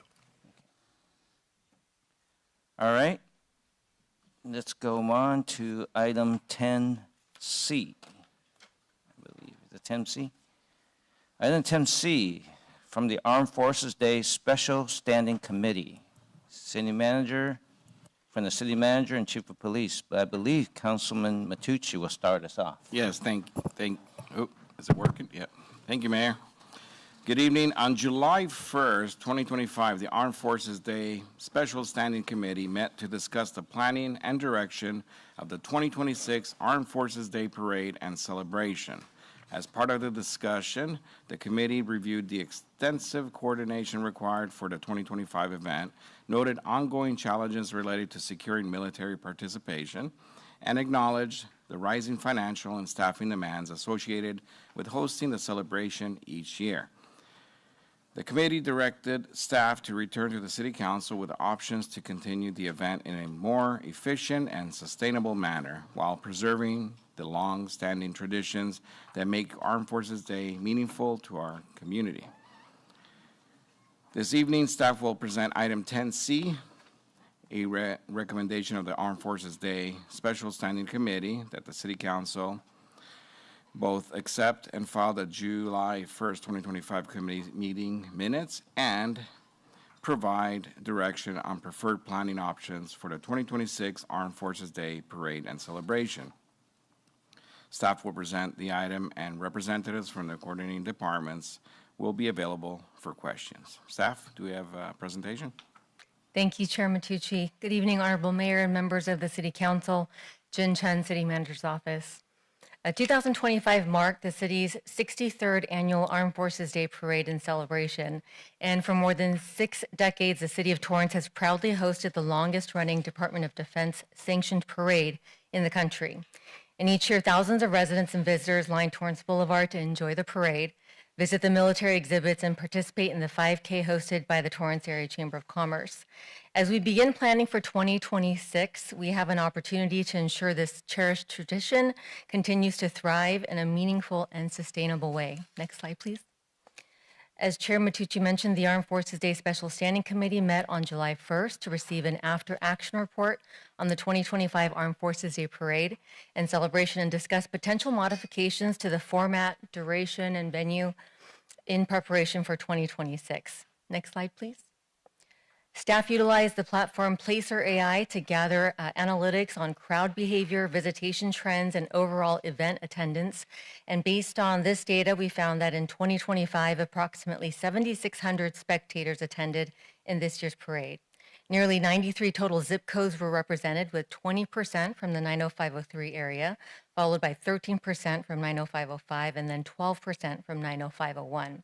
The map showed that attendees came from a broader geographical area compared to previous years, which implies stronger outreach, marketing, and word of mouth by our mayor and city council along with city staff. In 2025, we also improved our safety measures and contracted with Meridian Rapid Defense Group, implementing steel barriers at every entry point along the parade route. The barriers actually proved critical when a driver made a wrong turn. It effectively stopped the vehicle from entering into the crowd and prevented a potentially serious incident. In addition to Placer AI analysis, staff also collected community feedback from the Zen City platform, which aggregates and analyzes public sentiment from social media, online conversations, and direct resident input, and found positive sentiment, strong community pride, and appreciation for the long-standing tradition, with favorable responses to the enhanced safety measures. This year's engagement with the military branches was particularly challenging and reflects a continued long-term decline in participation. In 2006, the event's peak year, the parade featured approximately 90 entries compared to this year. That number declined to 47 entries, demonstrating a steady reduction over time. We also saw an additional decline in military participation by an additional 25 to 30%. Several units that had initially committed to participating ultimately did not attend, and those no-shows impacted hotel reservations as well as attendance at the luncheon and the dinner banquet. These challenges underscore the need to reevaluate the event's format and long-term sustainability. This year's enhanced security measures also significantly increased operational expenses, bringing the total cost of the event to nearly $498,000. Next slide, please. Some of the recommendations by the Armed Forces Day Special Standing Committee included exploring a one-day format, eliminating or modifying low-attended events, Consider American Honda Motor Company or other large site to host the exhibit as the previously used location is no longer available. Explore a high school band competition. Explore ticketed VIP or ticketed grandstand seating. Consider adding attractions like monster truck or motocross show and boost ROTC participation and military engagement. Based on the committee's direction, staff developed 4 planning options to consider for the 2026 Armed Forces Day Parade and celebration. Next slide, please. Option 1, amended Torrance Boulevard with a traditional program format. This option carries an estimated total cost of $454,887, making it the second highest cost option of the 4 options under consideration. Next slide, please. Option 1 maintains the traditional Friday through Sunday Armed Forces Day program. The event would continue to feature a strong military focus, with all branches invited to participate. The United States Marine Corps is the next highlighted branch and would be especially meaningful as they celebrate their 250th anniversary. One required modification that applies to all options is the relocation of the 5K, as the previous venue is no longer accessible. For planning purposes, we've identified the city yard as a potential site for both the starting point of the 5K and exhibit area. Staff has also reached out to American Honda Motor Company to explore use of their employee parking lot as an alternative location for the military exhibit and 5K starting point. To align with attendance trends and operational efficiencies, option 1 would eliminate the Friday night mixer and concert, as well as the Saturday luncheon. These components have experienced significant declines in participation through the years. For reference, at the 2025 Armed Forces Day luncheon, we had 270 RSVPs and were received, yet only 145 attended, resulting in 125 no-shows. The Friday night concert similarly had minimal military dignitary turnout and filled less than 1/3 of the venue. In 2025, the city contracted with Meridian, which provided approximately 626 archer barriers, 539 arrestor cables plus ramps, and 6 20-foot beams. Based on the new 5K and exhibit layout from the city yard, staff estimates that approximately 750 total barricades will be needed to secure all access points under this option. Next slide, please. We've outlined some pros and cons for each option. This option preserves the traditional Armed Forces Day format, familiar to participants, attendees, and even staff. Existing logistics and operational plans can be leveraged with minimal redesign. The layout offers convenient pedestrian access for visitors and participants. Now, notable challenges for this option include requiring a significant staffing commitment across multiple departments and ongoing concerns with securing military participation. Next slide, please. Next, I'd like to introduce option number 2, a reimagined community parade to downtown Torrance. This option carries an estimated total cost of $707,236, making it the highest of the 4 options under consideration. Next slide, please. Option 2 retains the Friday through Sunday Armed Forces Day program. However, instead of the traditional Saturday evening dignitary dinner, this option introduces a large-scale welcome banquet to kick off the weekend. While maintaining a strong military focus with all branches invited to participate, this option broadens the weekend's appeal by incorporating more community-focused elements. One of the major enhancements suggested is an open-air concert at El Prado Park, followed by a Saturday evening drone show above the park. The proposed site for both the 5K and the exhibit area is pending American Honda Motor Company's approval for this version of the route, and if needed, both components can easily be relocated back to the city yard.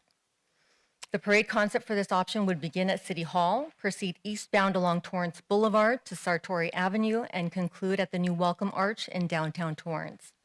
However, these expanded activities introduce significant staffing challenges, particularly for public safety.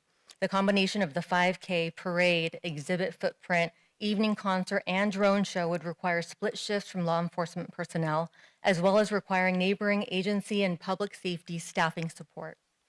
Option 2 also eliminates the traditional Friday night concert and Saturday luncheon.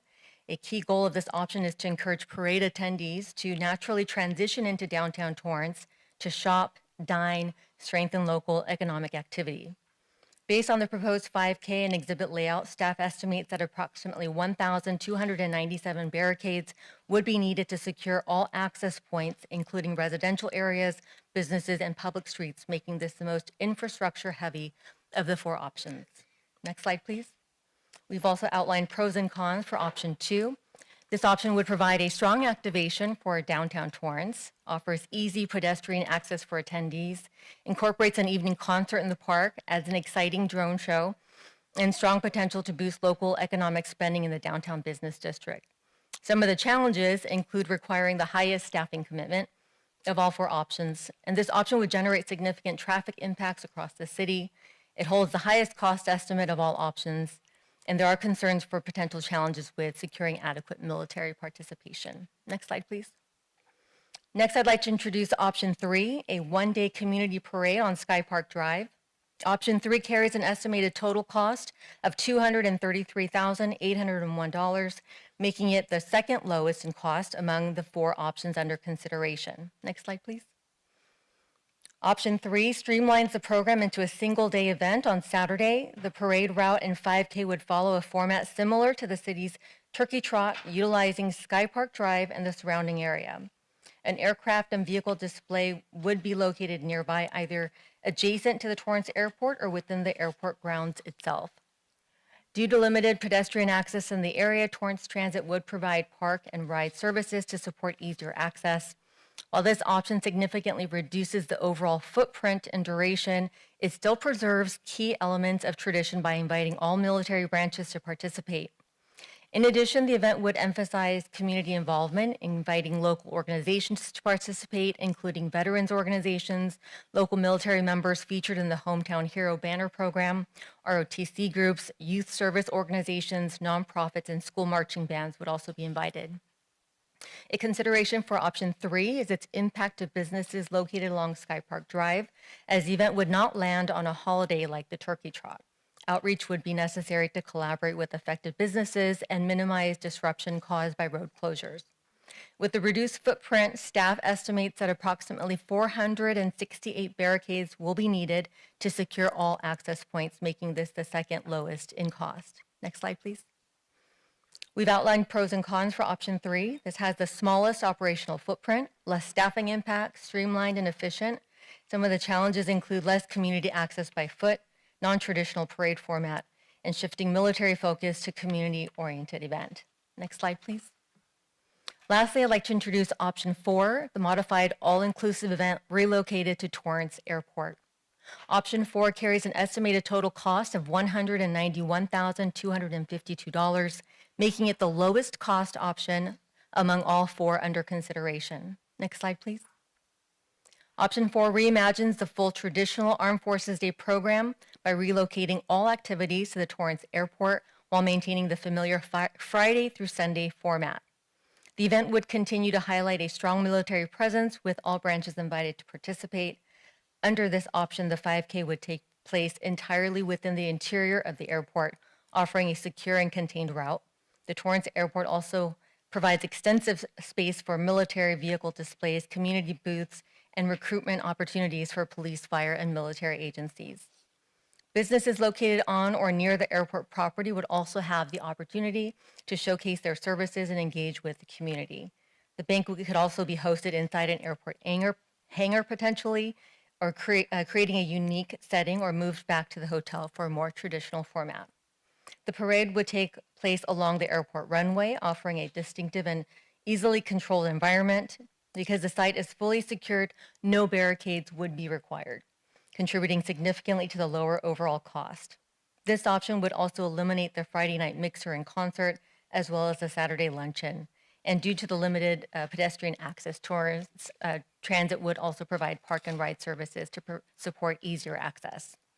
Option 4 preserves traditional participation by inviting all military branches, while also expanding community engagement to veteran organizations, local military members, youth service organizations, nonprofits, and school marching bands would also be invited to participate.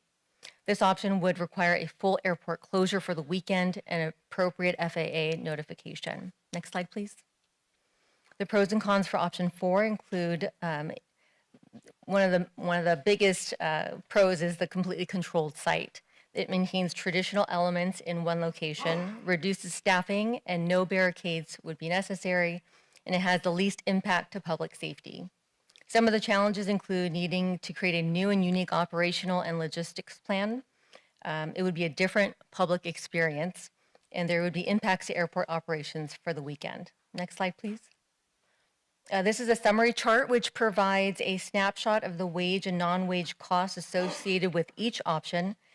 It's important to note that the city's adopted budget includes a non-wage allocation of $323,890 for the Armed Forces Day Parade and celebration.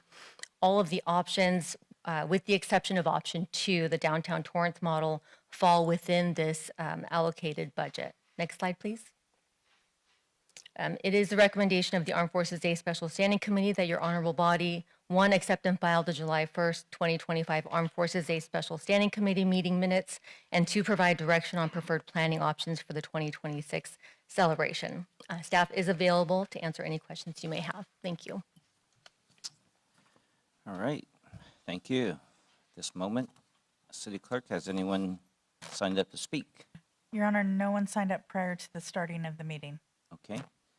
So at this moment, anyone from the public who wishes to speak on this item, would you please step up to the microphone? You get 1 minute per speaker.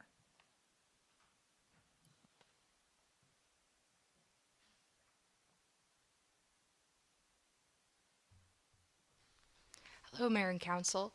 I'm a resident of downtown Torrance, and I got to thinking that I grew up in a community that had a great 4th of July parade, and when I moved to Torrance, I was really surprised that the city didn't have a 4th of July parade.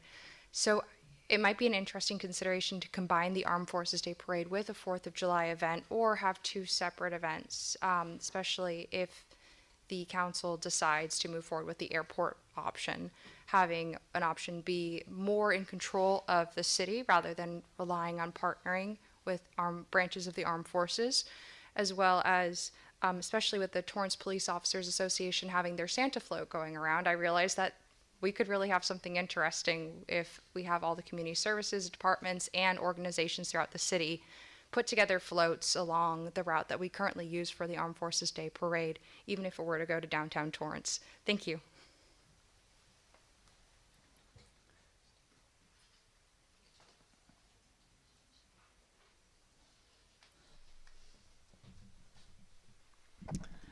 I wasn't prepared to speak on this, but I'm from the downtown Torrance area, born and raised. My grandmother, my mother, and myself, my great-grandmother came here and moved there.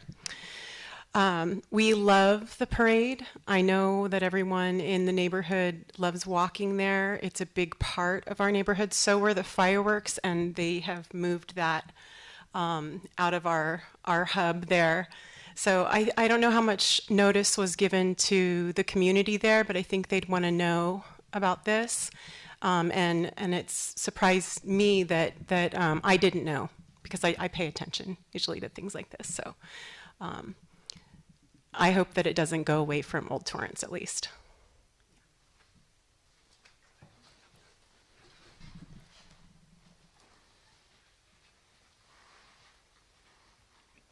My name is David Cartsonis. I live in North Torrance and grew up coming to this parade. Have always loved this parade. Part of the charm of a parade is that it disrupts the community and it makes everyone stop and look and be part of it. And the armed forces have been such an important group for our city. We have such a reverence for our veterans and our military members that I think it's important that this has the gravitas that it has always had. And I think relegating it to the airport, while it might save us some money, I think it loses something. It's just my own personal opinion. Thanks.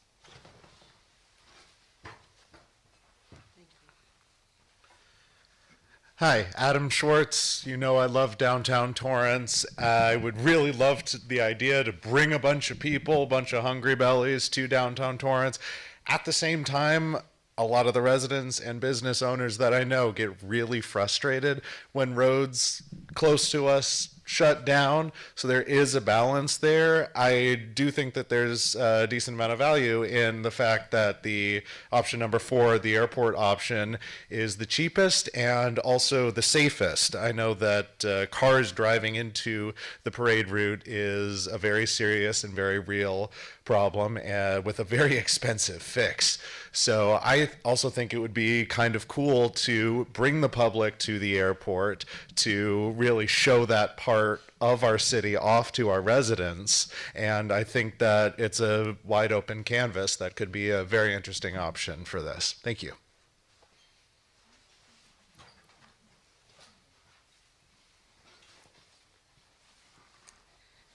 Honorable Mayor and City Council, sorry I wasn't prepared to speak on this at all, but I have enjoyed attending the traditional parade in option 1.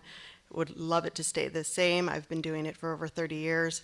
My brother used to participate in the parade every year throughout high school. This is the first year I actually attended the concert, and I loved it. And I brought my mom and my brother and other members of my family, and everybody loved it. I was sad that it had a low turnout, but it was magnificent. The tradition that we've had in this city to have this parade, I hope we never lose it and always honor our veterans. And that's all I'm going to say.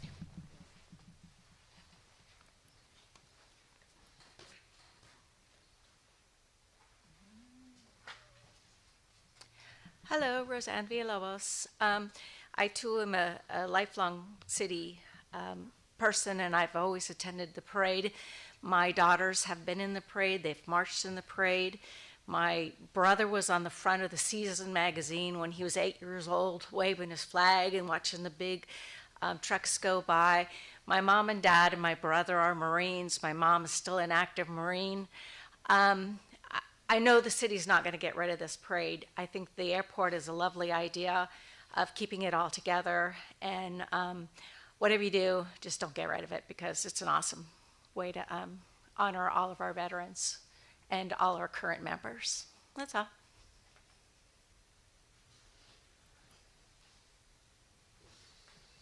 Anyone else from the public who wishes to speak on this item?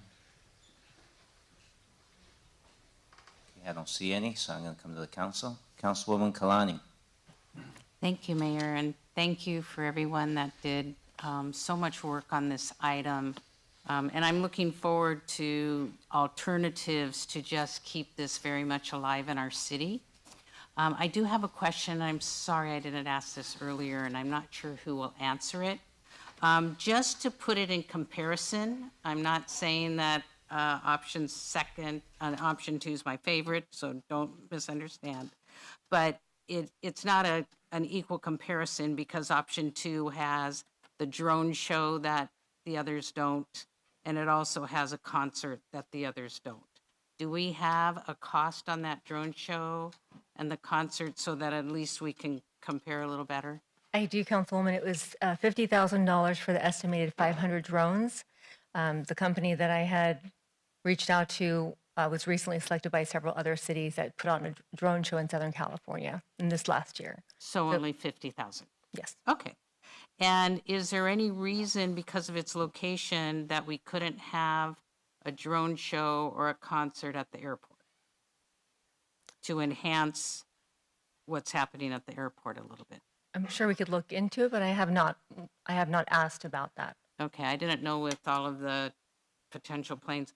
The other thing is, what would happen if there was an emergency at the airport? Say a chopper had to come in to go to the hospital or something like that. I'll take this one. Good evening, Mayor and Council. Sean Megardichin, General Services Director. The airport scenario would be the majority of the airport could be open for the weekend, where we have the staging for the public as well as display areas. Only the time during the actual parade and the 5K would the entire airport be shut down. And then after that, the rest of the weekend, it could be open. And so if there was an emergency aircraft that needed to land, we could accommodate. Okay, all right.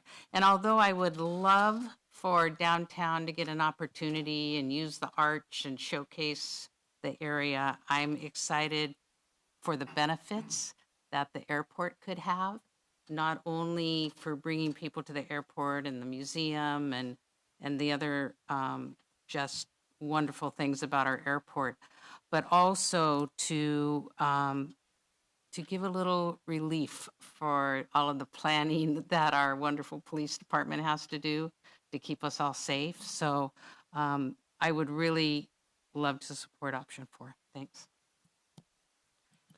Councilman Matucci. Thank you, Mayor. I been thinking long and hard on this one because it's one side is it's a lot of money, the bills keep on piling up, but on the other hand, I want to explain why I'm supporting option 1. One of the most important thing is that I don't think it's prudent to experiment on such a huge milestone. We're celebrating 250 years, and to actually take a different route, it's a completely different really organization. So the police department, fire department, all the other departments kind of have a rhythm going, right? After 70 some odd years of doing this, we know where our vulnerabilities are and et cetera. But if we start changing, I think it would create a little bit of an issue. I'm not saying that eventually we can't change, but I really do think that for next year, especially because the time frame is getting really short to start making considerable changes. Of course, safety is always a top priority. I know it has its challenges. I know those barricades are expensive, but they've proven to be pretty darn good. And I look at it as buying a car that has 4x4. You don't buy it for how many times you use it, it's for that one time you need it. So anyway, that's how I look at it with those barricades. So definitely an investment worth looking into. Keeping. Park and ride. I know we've talked about park and ride. Parking becomes horrendous, especially if we want to attract more people to the parade. We need to make it easy for people to just park and ride towards the parade route, and make sure that we advertise that and make sure that we advertise outside the radius of just Torrance, because I'll be honest with you, I talked to a lot of people in Torrance. They love it, but they hate it. In other words, they love the concert, they love everything, but they hate what it does to the city for those few days.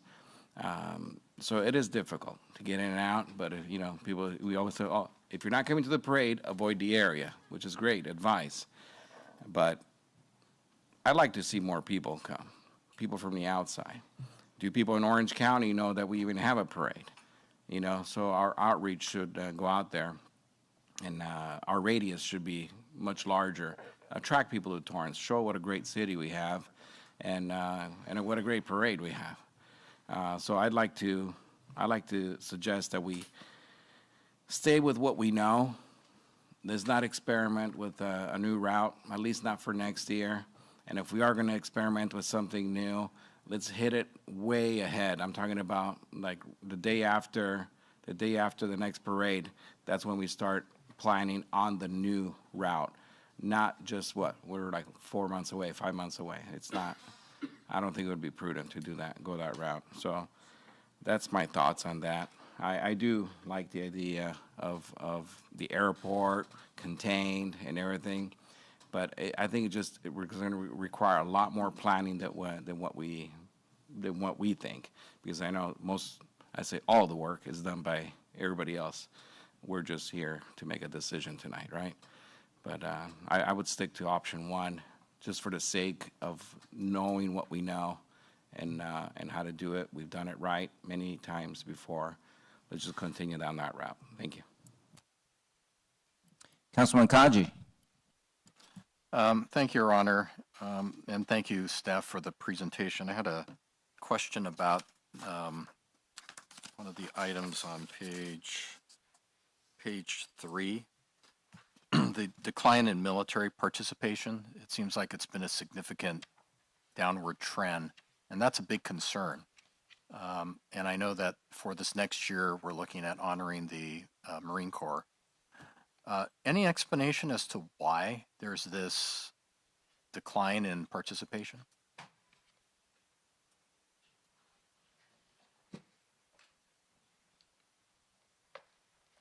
Good evening, Council. Mayor Charles Fisher, the PD. It's budgetary since 2011 was kind of the initial kickoff. It's been downturned since then. And quite honestly, it's somewhat of format fatigue from their perspective as well. It's slowly become a chore for them to get all their equipment out here. They have issues with budgets, and obviously this last year with all the stuff going on with Doge, that was very much at the forefront of their thinking. And I think that just it's this, again, it's format fatigue. They don't have a good time when they come out here. A select few do, but it's not the celebration we're looking for, and I think that's diminished over the years, which is why the committee kind of volunteered these changes as potential avenues. Any recommendations from the military side as to what they'd like to see? We did query them. We surveyed the group of partners. Again, they emphasized format fatigue. They were excited about downsizing it, maybe in terms of scope and time frame, to 1 day, 2 days perhaps. Ultimately, direct conversations with me and their staff, the airport excited them because they could get equipment here of a different formats of equipment, because they can just, instead of towing it from the Inland Empire, for example, sitting in traffic, they can literally fly it, park it, and be part of the exhibit, which is advantageous, obviously. All right. But yeah, they're just open to change, I think, as I think we all are, to be honest. So since it is the Marines for next year, and since they are mobile and amphibious, and I'm guessing that participation would have come from Pendleton? Ideally, yes. We'll take it where we can get it. They've been somewhat of a problematic branch in terms of getting resources for them. But yeah, Pendleton would be the closest avenue in theory.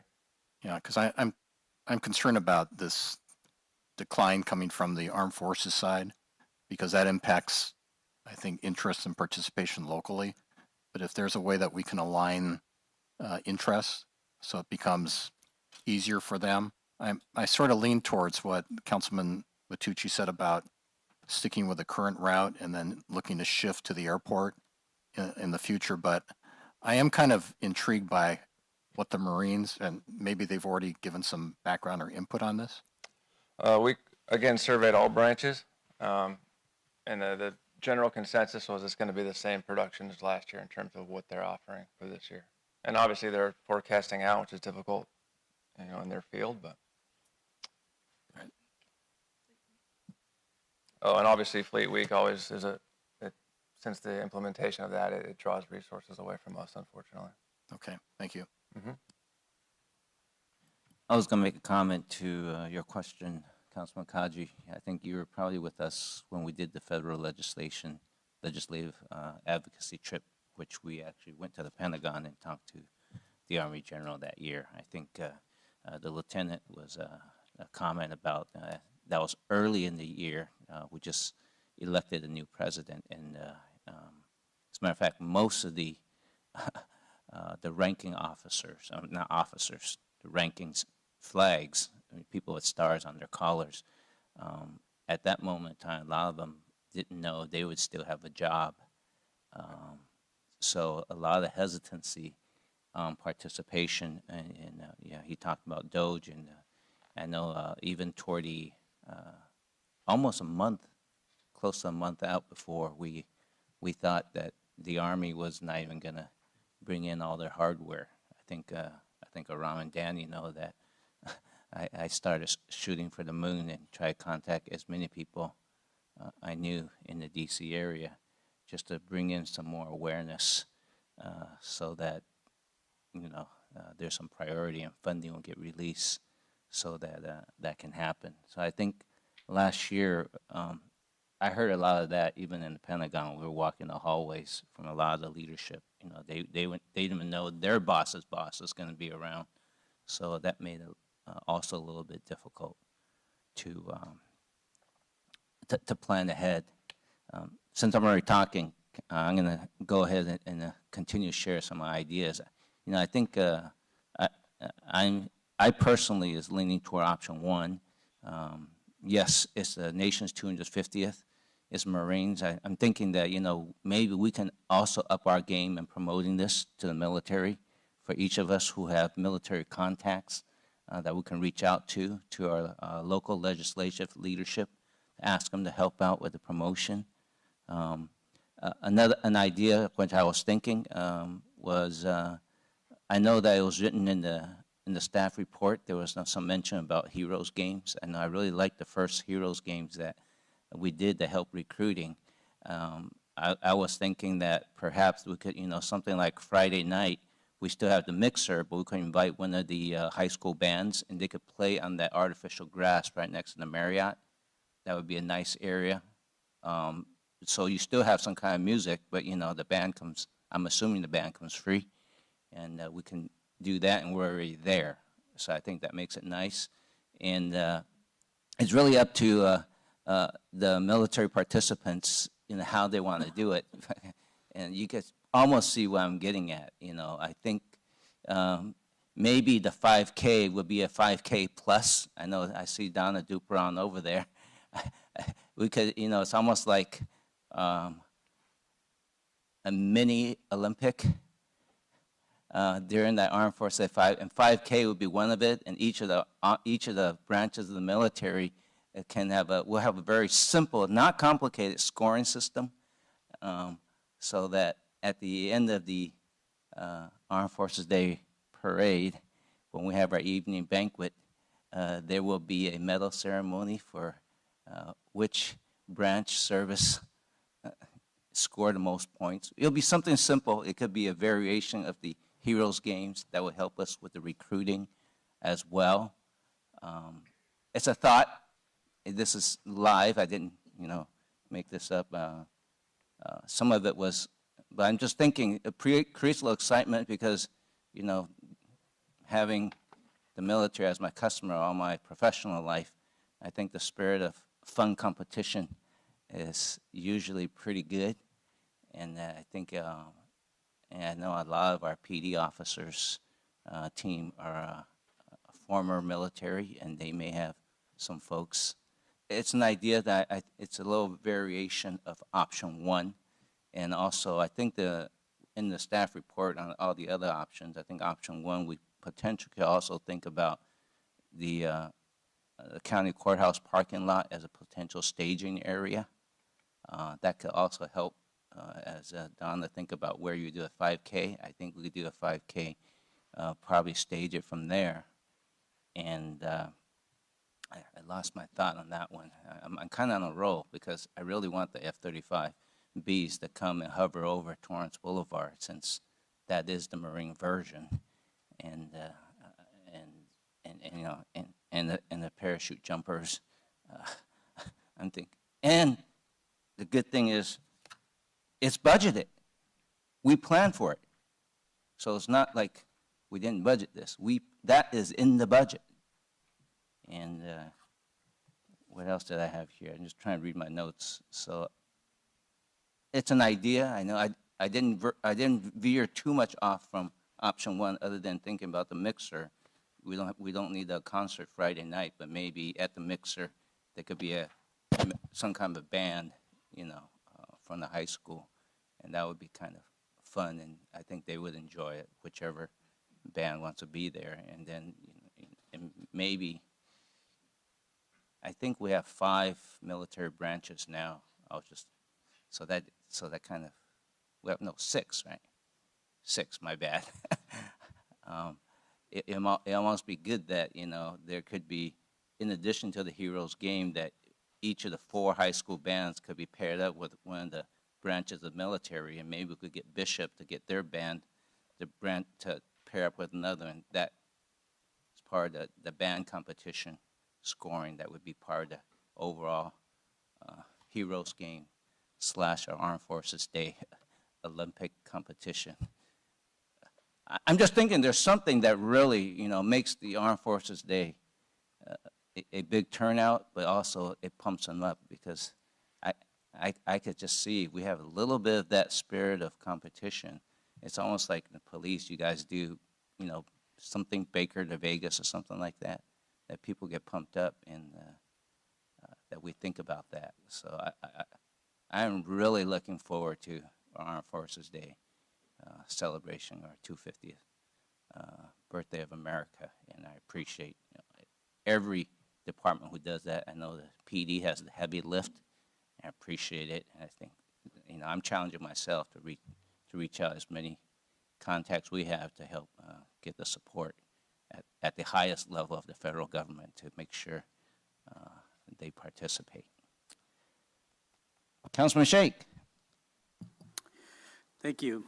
Thank you for the presentation, Jen. I just have a couple of questions on, I think you mentioned there's some decline in the participation from the Torrance residents.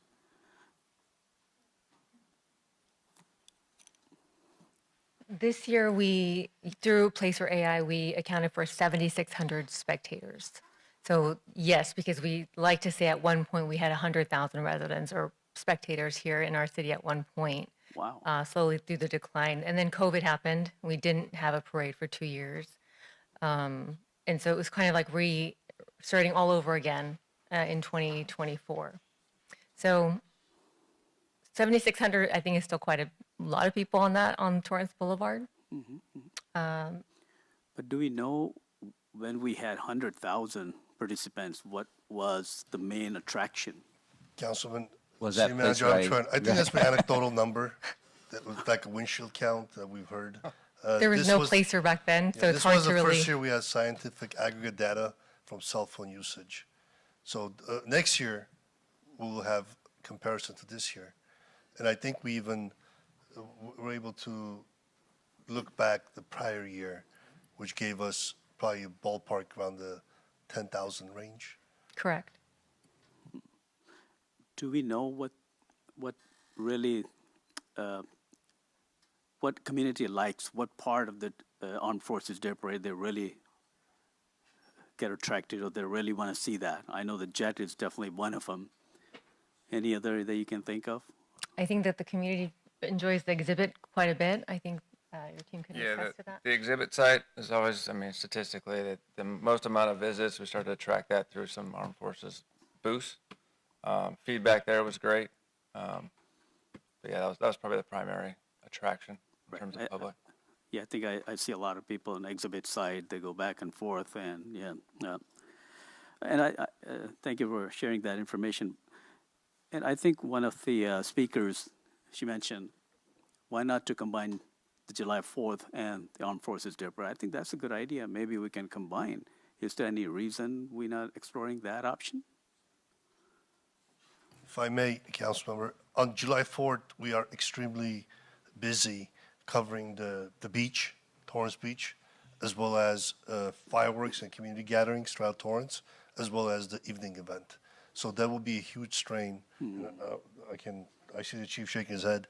It'll be a huge strain on TPD resources. Just from we already have all personnel here on July 4th. That will be very difficult for us to coordinate the parade and the activities of the parade and the fireworks, I imagine. Chief, if you want to expand.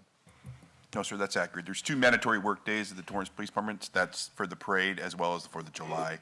And to combine both would definitely require regional partnership with other law enforcement agencies and likely reimbursable overtime agreements to accomplish a safe event. If the idea is to bring more participants, do you think that we can accomplish? I know it's very challenging. I hear it from both of you, but our idea is to bring more community outside and participate. And if we spend, I don't know how much we spend on July 4th events. Yeah, Councilman Sheikh, let me just jump in before the city manager. I think the other thing, it's a good idea to bring up. July 4th, every city has their own thing that they need to cover.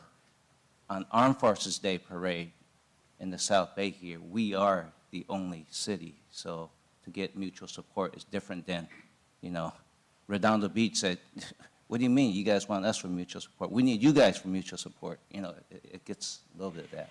Go ahead. And the other thing I would say is, given the time frame constraints, it would not be advisable to try to accomplish merging the two events this particular year. If that's something the council desired, we could look at it for a subsequent year. Absolutely, you are the expert. I just want to hear that option, and thank you for sharing that. I can see that. Having two big events and combining that can be challenging, but just wanted to ask. I have a question on the non-wage and wage cost. I can see the non-wage cost for all four options, especially option 2. You have to put a lot of barricades. That's why it's almost double from every other scenarios. Is it because of the barricade and Correct. security? Correct. Okay. So do we know how much just for the barricade? Just want to break it down because.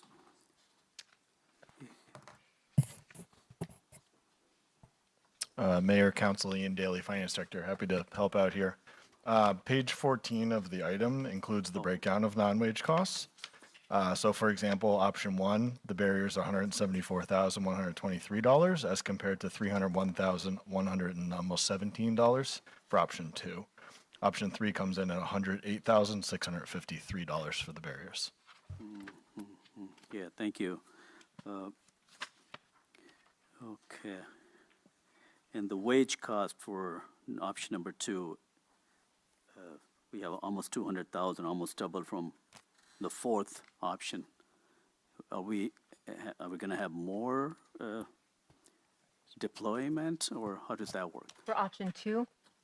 Yeah, option 2, we have 200,000. Option 4 is 125,000. It's a difference of 75. Correct, because now we're having a morning 5K to the parade, to the concert, to an evening drone show. So it becomes a split shift. So now it is a staffing. So the drone is included in wage cost? No. What I'm trying to explain is that the required level of staff, it doesn't end at the parade. It ends in the evening. So it becomes 2 full shifts that they have to cover. So we have to go to outside agencies for support, along with maximizing what we have internally. Aren't we doing the same thing for option 4 as well? For the airport? Yes. No, because there's not an evening event planned at the airport, other than the banquet. Oh, they're both a 3 days event, right? Correct. They're not 3 full days. They're not the same, but the reason why option 2 is significantly higher in wages because of the extended events on that Saturday.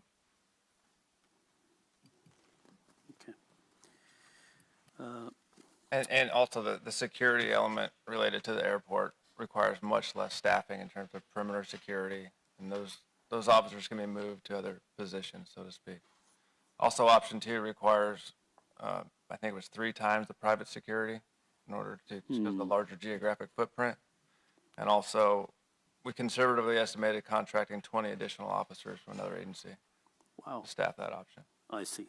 Well, thank you for explaining that to me. Yeah, I mean, if you look at the numbers, it definitely makes sense to go to the Torrance Airport, and I think a lot of people, they'll enjoy that. The only concern is about the parking situation close to the airport. How are we going to handle that? Currently, we have a park and ride. We haven't designated specific locations throughout each district, but transit is available to support the idea of parking maybe is at a park or at the regional transit center, and then they get a ride to the airport. But it's very difficult for our transit. Some people don't want to go and they just wanted to park, but do we have enough? I don't want to have because of parking, we have congestion in that area, I know.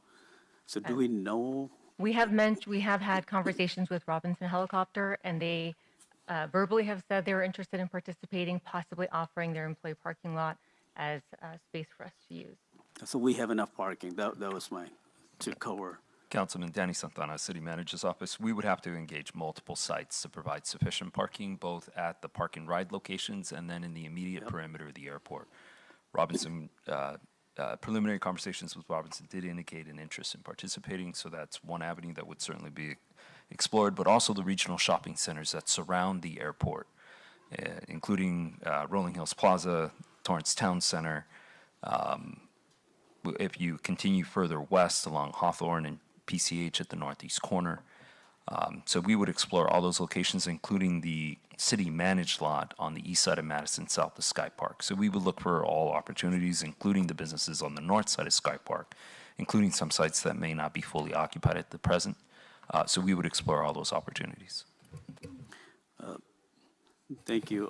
And I think we also need traffic officers to make sure, because I think this option may add more into the wage expenses, because we definitely need not our cars being clogged because we didn't have enough way to maneuver when people leave or things like that. I think that may cost a lot of money to have more officers on the ground. I don't know if we consider that as well.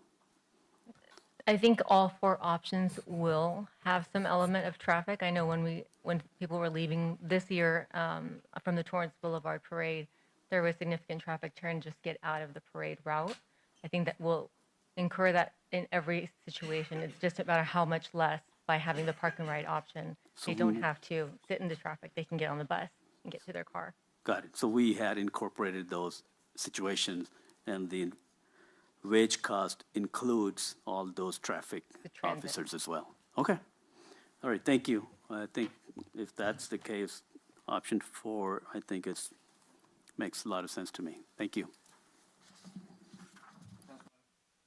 Councilman Gerson. First, when I received the presentation, I was surprised, and I want to compliment everyone on their creativity. That you definitely took I'm not on the committee, but took the committee's recommendations and you went all out, and I appreciate that. I wanted to ask a clarifying question because I had heard, in addition to the normal reduction in participation that we've seen, being a blue state, that some of our military bases are being downgraded and equipment is being removed. Is there truth to that rumor that some of our partners will have less equipment available even to participate? There's a big question mark surrounding that topic. I know they have new management coming into Fort Irwin as we speak, and it's an unknown of what the stance will be in that realm. We didn't receive any direct feedback about political influences, so to speak, related to our parade, but all these things I'm likely play a factor. So when I first saw these different options, so option 2, that was pretty incredible how you included downtown Torrance.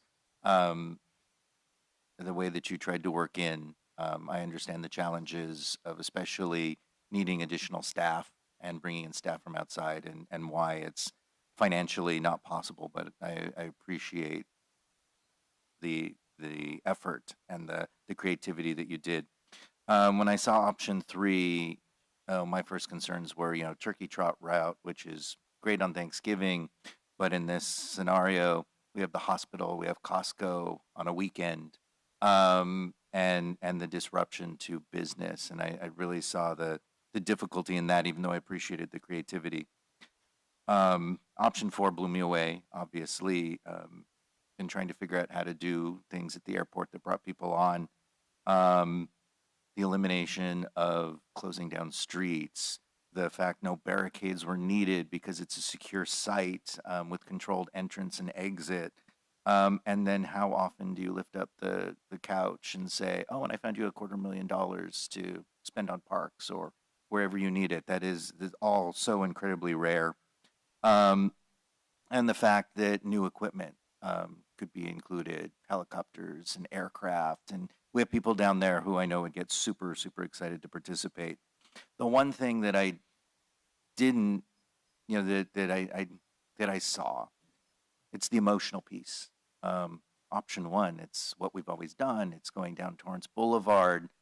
Some people love that they can just walk right out their door and see the parade, and they would mourn that loss, and others hate the fact that people are trampling on their lawn and dropping trash and blocking off their street. So I know the love-hate. I'm amazed at option 4. I would love to see it happen. I don't know if we can get past the emotional piece of option 1 to get there, but thank you for your creativity. I love the ideas you came up with. Thank you. Councilwoman Kalani? Thank you again. Appreciate it. I just wanted to reemphasize, as much as I love going down Torrance Boulevard and seeing everybody staking out their spaces the night before, that brings me a lot of joy. But when option 2, being in downtown Torrance, option 4 just really hit home for me with the opportunity for better assets coming to the airport, especially airborne assets. I would like to see what the cost would be for the extra staff to have a drone show, because I think the first drone show in the city of Torrance would bring people, and I think people would really appreciate it. And that could be spectacular to not only celebrate Armed Forces Day, but also the 250th celebration as well. And if we could also the Battle of the Bands. I always say that you bring one musician and you get the whole family. So you bring people just to watch that. You could have a battle of the Armed Forces bands. You could have a battle of the local school bands, and it could be, the whole thing could just be super fun and reinvented and just add so much new excitement that it helps overcome some of the disappointment associated with change. Matucci grabbed, I was going to make a motion, but he's Actually, there.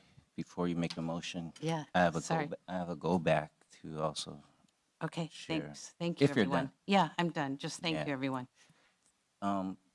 Just want, why is it that we think that option 4 gives us more opportunity for more military hardware versus? It's just, sorry to interrupt. Go ahead. It's the airport of having the access to the airfield and landing military equipment, both for access and also display area. Yeah, like importing assets from Fort Irwin, for example, requires outsourcing towing facilities to move these tanks from freeways, obviously 100+ miles. Right. Whereas at the airport, they literally land in the exhibit and don't have to move. I mean, it's just a lesser chore for them, so to speak. And it's something new. I mean, we'll probably get assets that we can look at firsthand that we traditionally get for flyovers. Like we had 18 flyovers scheduled last year, only 5 made it because of the weather. Right.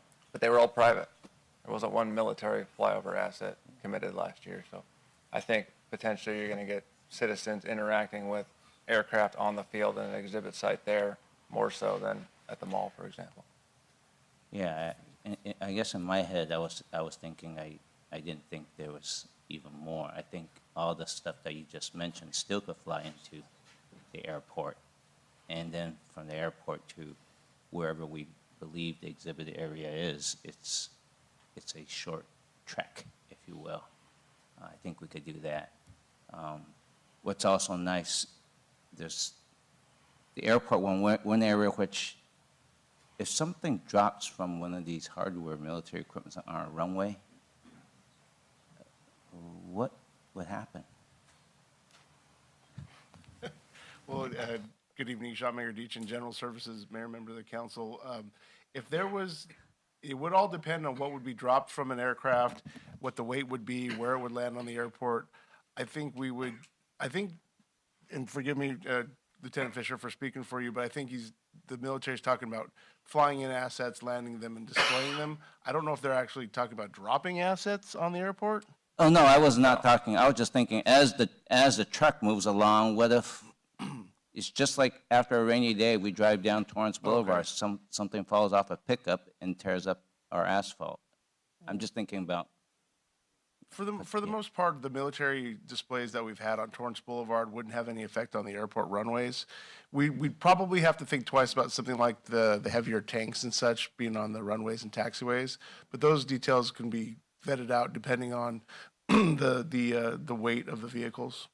Yeah, what I was getting at was, and is that, you know, it's one thing to patch up the asphalt on one of our streets. It may be a little different than after, well, the Armed Forces Day Parade knocked out runway 2 or north, or, you know. And actually, and the other thing is, I think that grass patch area down Torrance Boulevard between, you know, the inner road and the outer road provides a nicer parade on viewers experience. They lay out the whole blanket there too, and chairs. You can see I'm really excited for option 1. But I'm looking at the experience because we're doing it for, I don't think just the Torrance community, we're doing it for the entire wider South Bay area. I think I think we've been bearing that responsibility.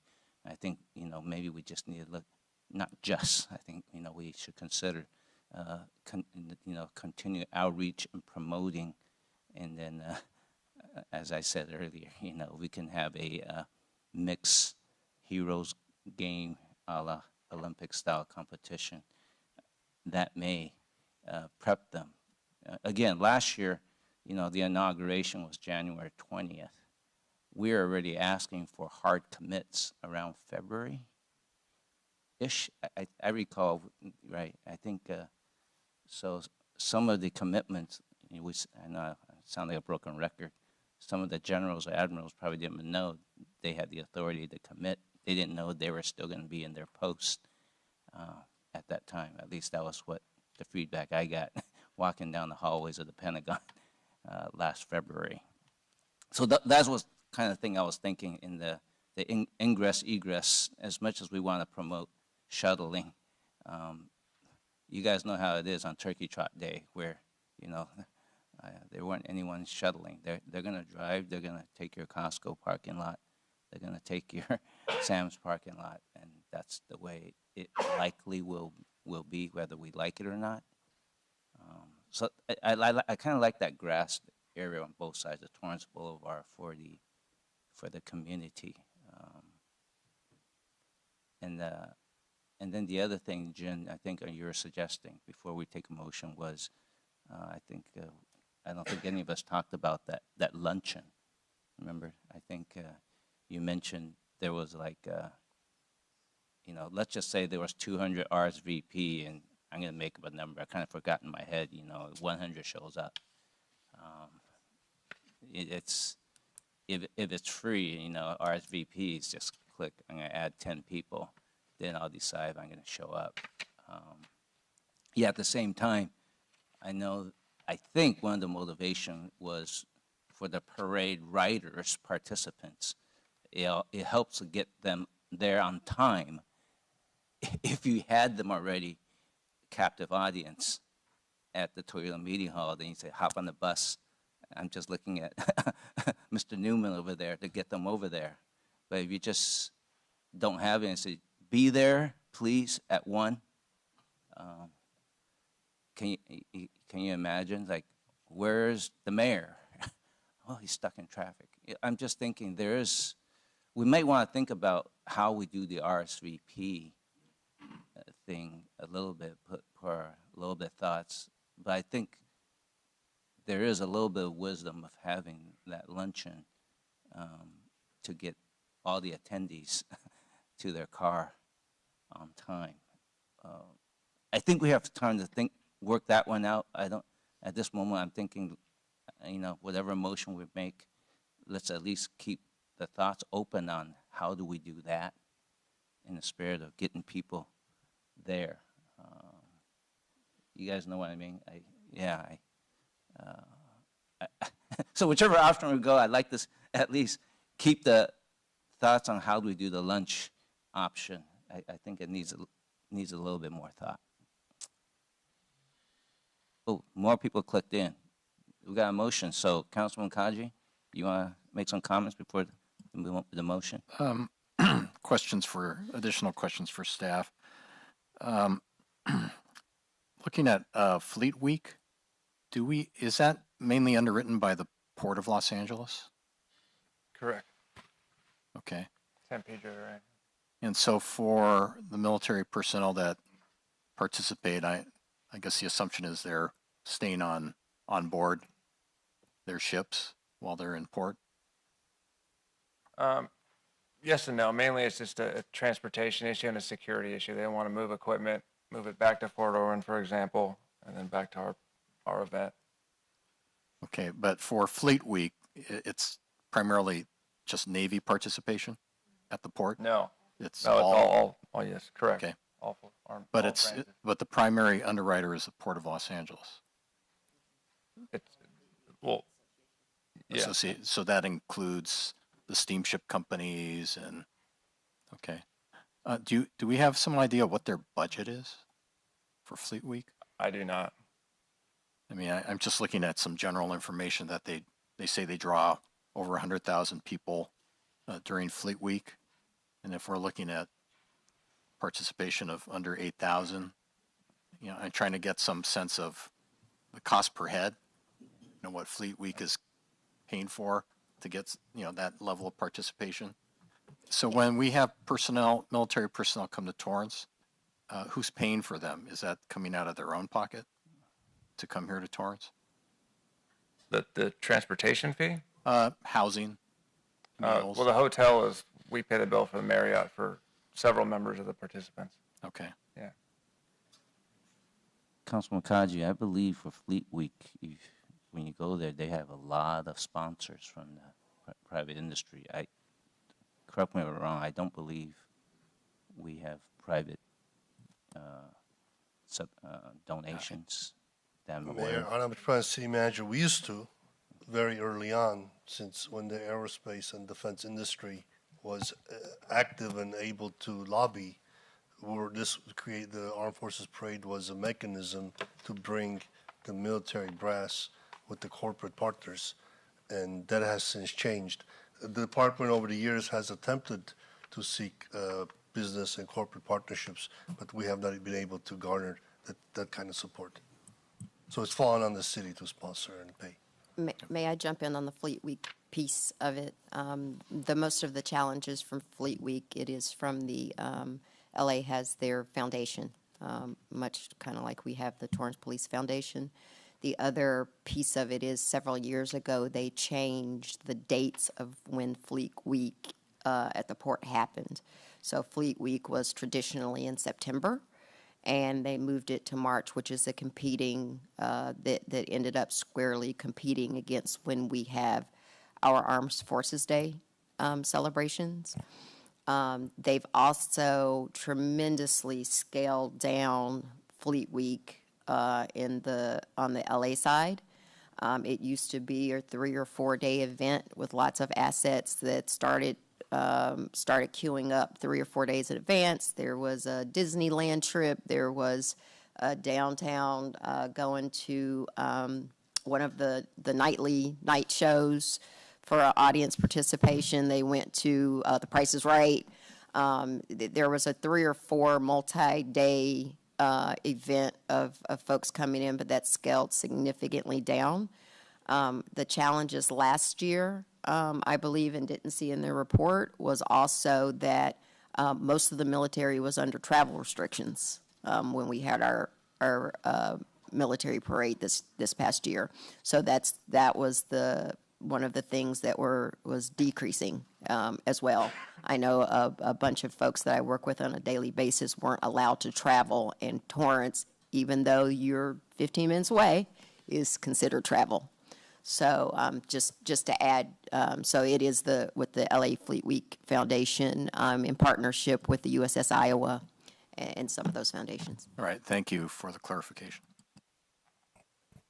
Mayor, if I may. Councilwoman Lewis? Oh, okay. You're still clicking in. Are you done? I forgot what I was going to ask now. Okay. You can always click back in. I think Lieutenant had some comment. Go ahead, sir. Oh, I was just talking about on the donation topic. It's minimal. We do receive for donations at the PD, ranging from 15,000 at the highest in 2019, and now diminished to about $9,300 in 25. So very minimal.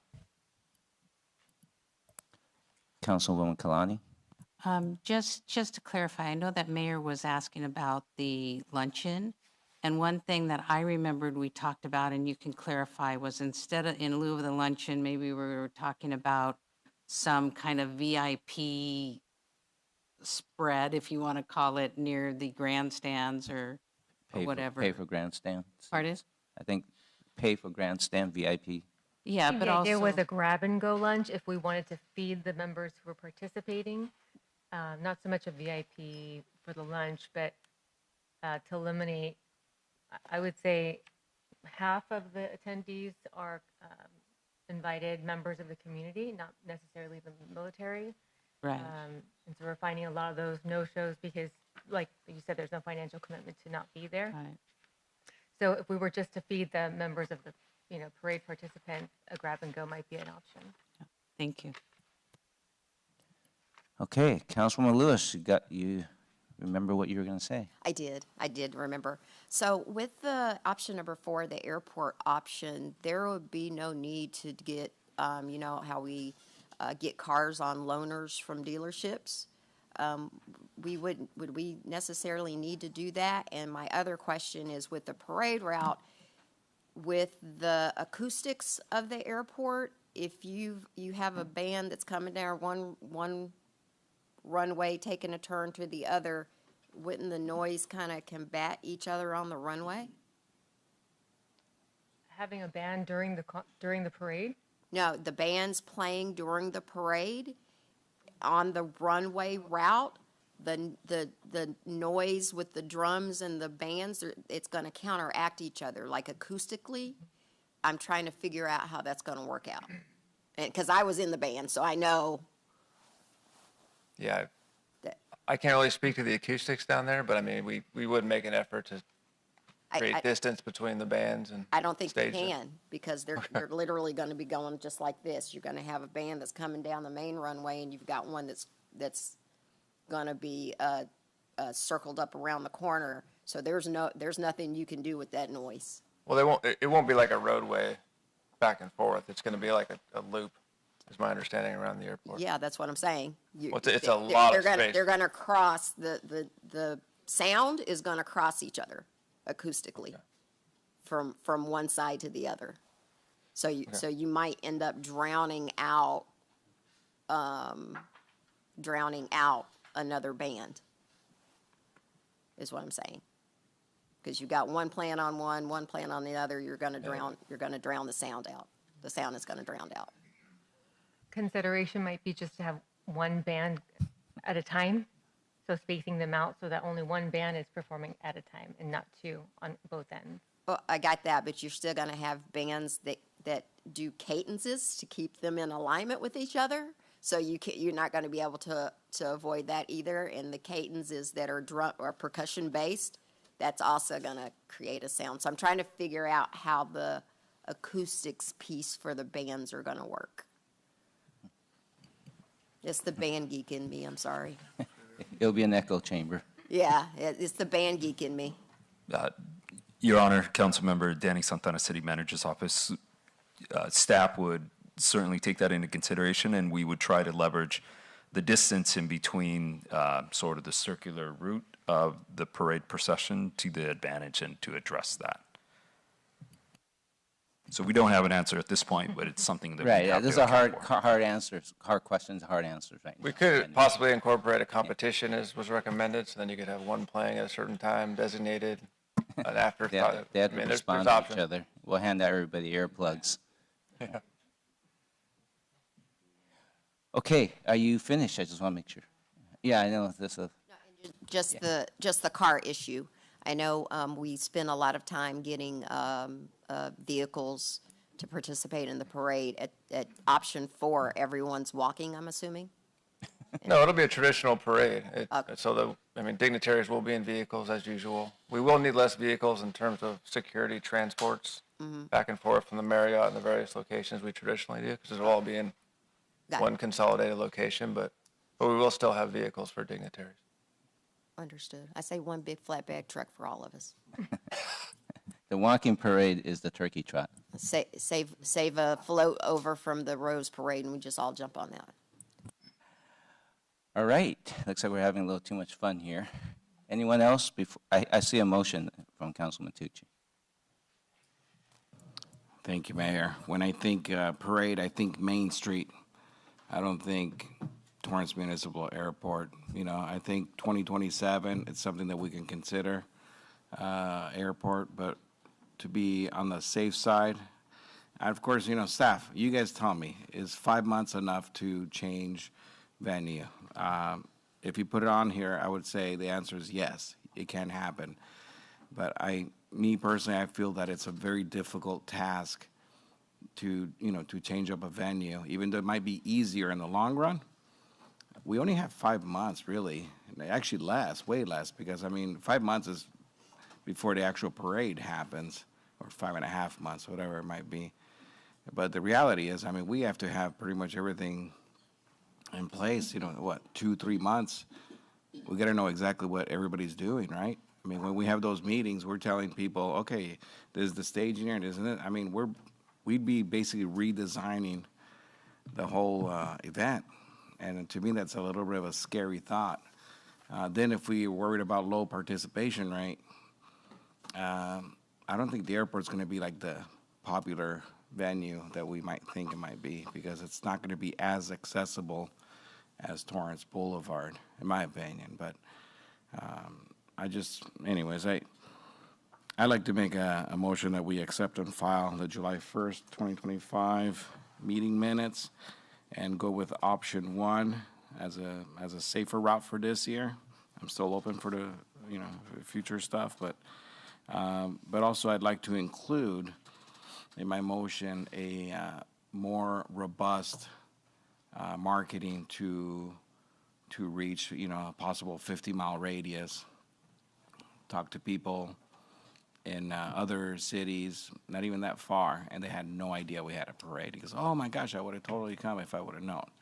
So that would be my motion to go with option 1 and beef up our marketing to try to get outside people into Torrance, and but also have an open mind as far as events, and have a little bit of flexibility in the motion as far as what we can bring to the table as far as new and inviting, both for the participants and the spectators. That would be my motion. Do we have a second?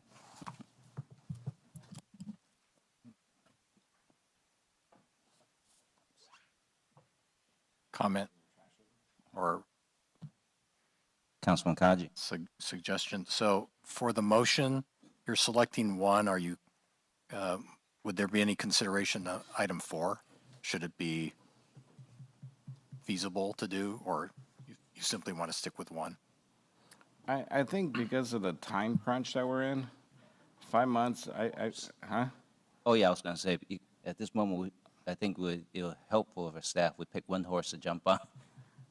Yeah, I think we have too many variables, I think it'd be a little dangerous. I think, quite honestly, I think the safe route would be Torrance Boulevard. It's our main street. It's the, if we want to preserve tradition, to me, that's tradition. But, I'll be a team player. I don't mind taking the vote and see how this goes. And if this body decides to go with the airport, let's go with the airport. But, my understanding of the airport, it's, it might sound simple, but, you got the FAA to deal with. You're basically shutting down an airport. And there's a lot of other issues that could arise from that. Not only that, one little bolt that stays on the runway and a jet takes off and it sucks it in, that plane's going down. I know I don't want to sound overly dramatic, but some of these jet engines will suck up trash that's left behind, and God only knows what gets left behind. I know we're going to go through it, but I think it's a lot more delicate of an operation, the airport, than we think. I know it sounds simple, but I don't think it's simple. So, question for finance. We're already budgeted for this next fiscal year. Mayor, Council, with reference to option 1? Option 1. Yes, that would fall within the budget authority that's been granted and approved by council. That holds true for all options aside from option 2. Sure. Okay. All right. I'll second the motion.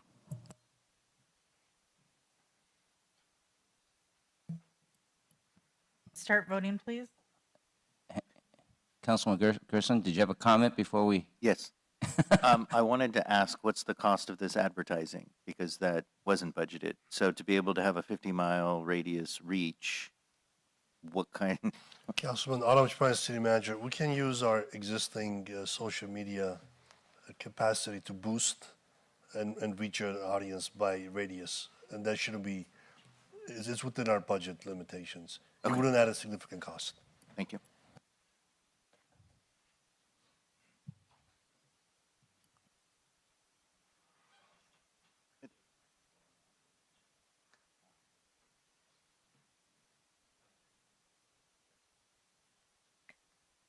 Your Honor, that motion carries with council members Gerson, Kalani, and Sheikh voting no.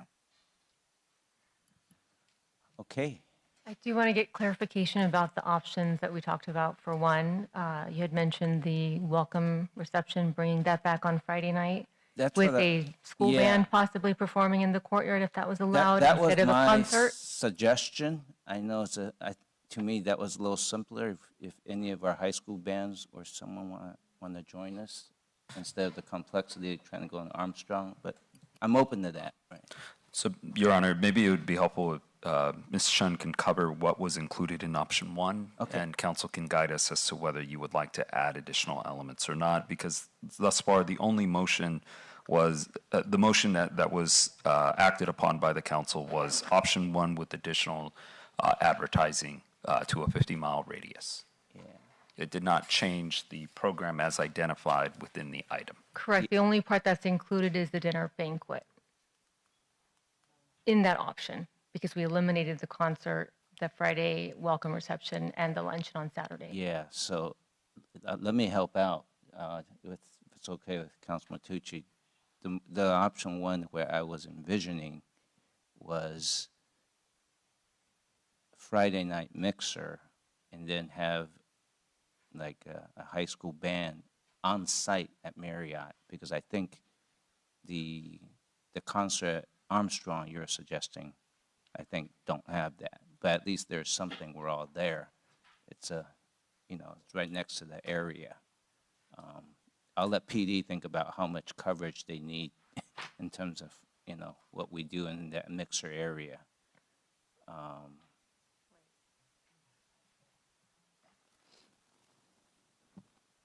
It's going to add cost if we add a high school band to play there. Correct. Oh, how much was that mixer? Breakdown of the mixer. Mayor, Council, Ian Daly, Finance Director. I can start. I believe Yeah, I think it was Jen in here. It's may like have that. But with respect to 3,000. the budget, there's somewhere around $50,000 of buffer between option one as originally presented Right. and what's budgeted.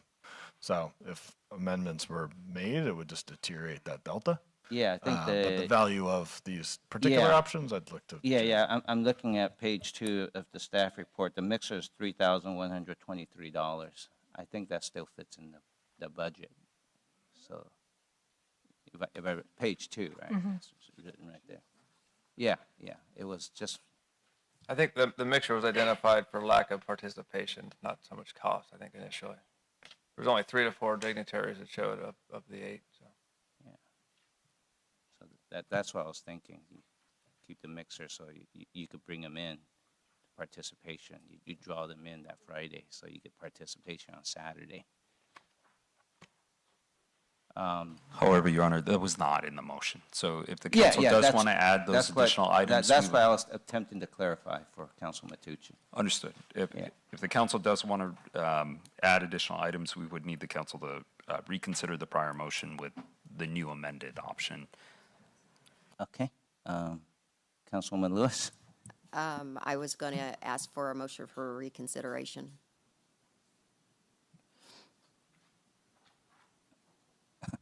Anyone want to second that? I'll second that. Okay, and then now we need the new substitute motion. Okay. Don't they have to vote on that one first? Oh, okay. You have to vote on the motion if you're going to reconsider first.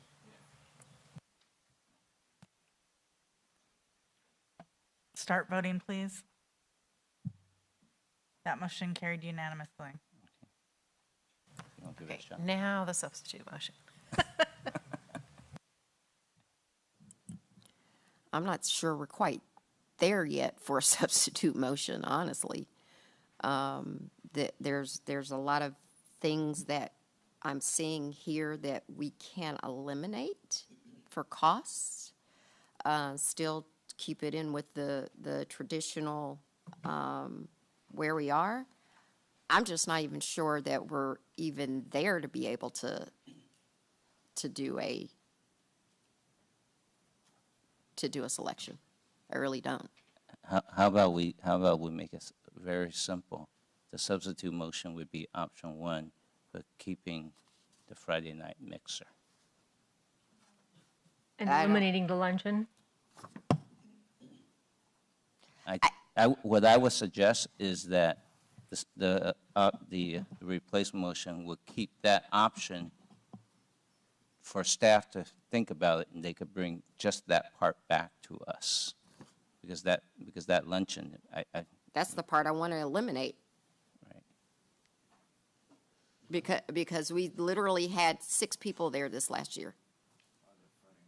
Yeah, on the Friday Friday night, night? there was literally, there were more of us there than there actually were people. Having a high We're school. people too. Well, you know what I mean.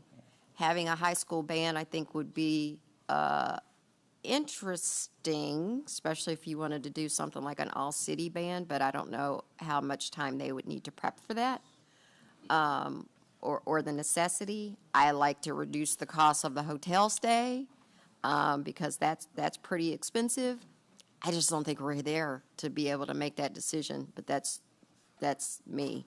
I mean, I love going the Torrance Boulevard route, but I think there's more to be considered.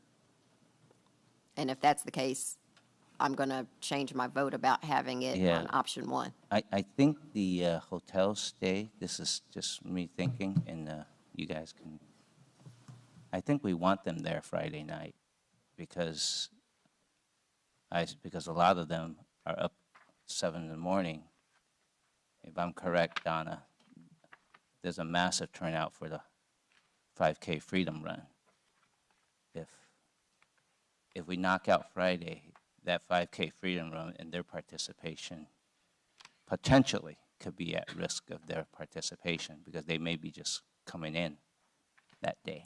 And that's fine, but we can also possibly perhaps eliminate the banquet and just do a food truck something after the parade.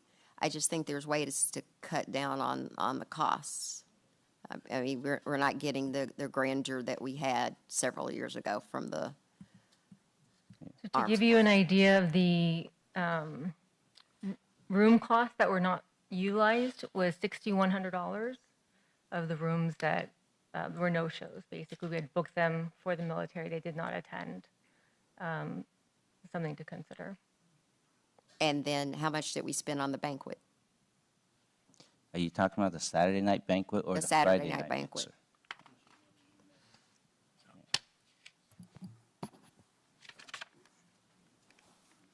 mixer? I mean, that's something that certainly could be eliminated. That's in the option right now, right? $28,000 Yeah, for the that's- dinner banquet. I mean, For the banquet, we had a capacity of 220 people, 180 RSVP'd, and 138 showed. that's Cost of no shows there was $6,200 alone. that's just for the room. And so those are significant costs. And I think that, I mean, Torrance is seriously in the middle of the food. You know, we're in magazines all the time, and there is no reason in the world why we couldn't challenge our restaurants to come up with a great buffet or something like that that's not $30,000. There's ways for us to do that. I just don't think we're there yet. Option 1 was presented as a Friday to Sunday for the reasons of the 5K consideration, that they would want to be there early enough, and for the banquet consideration, because that was what was planned into option 1, that they would need to stay there 2 nights. I'm not saying the hotel stays. I'm okay with that. I'm just saying there's pieces like spending $30,000 on a banquet for 138 people. We can nix that. There's other ways that we can do this and still keep in there, because I'm not for spending that amount of money on something that has that amount of participation. I say we keep the 5K in place, the parade in place, but figure out some other alternatives. Did all our options have that Saturday banquet in there? All 4 options? Only option 4 and the airport option and the traditional option.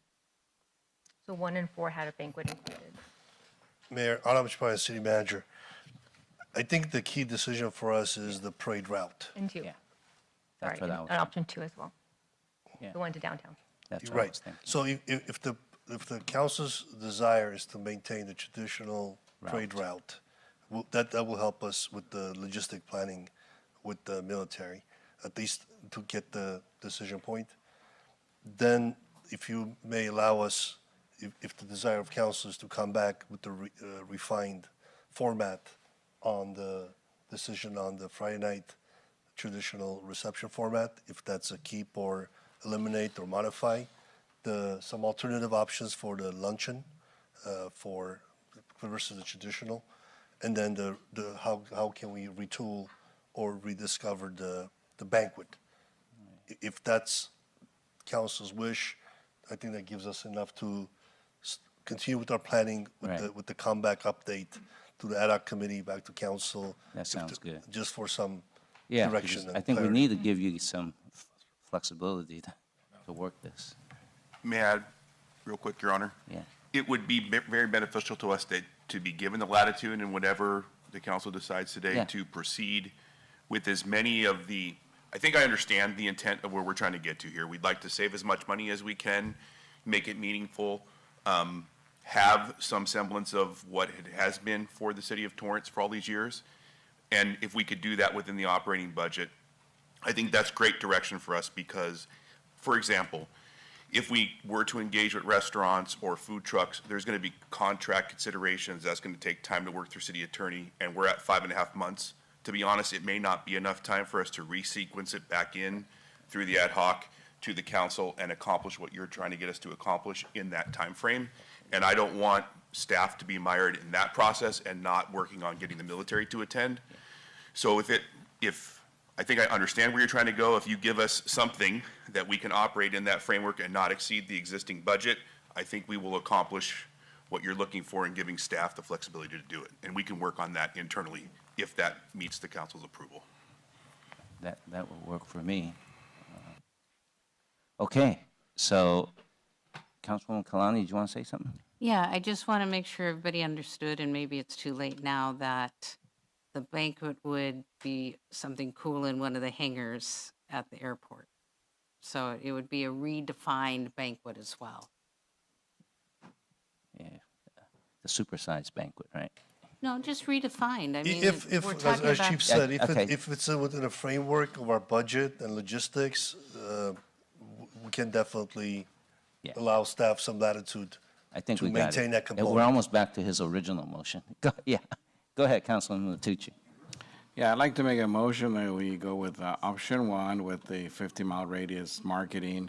If we want to put a cap on the marketing, we can put a cap on the marketing, but I think it's well within the budget to do some sponsored ads that reach a wider range.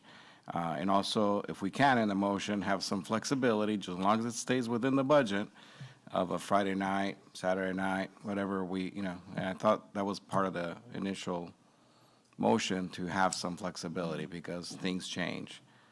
So that's my motion. All right. Do you have a second?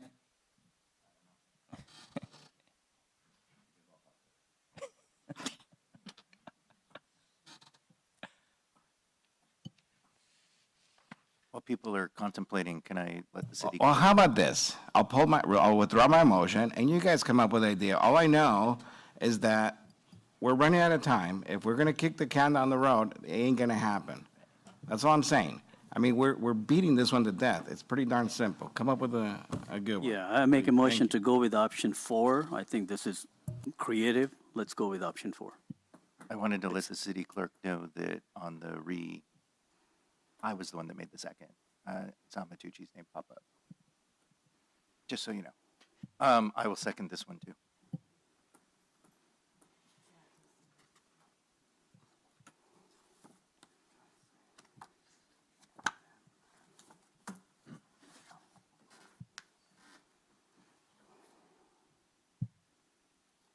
Start voting, please.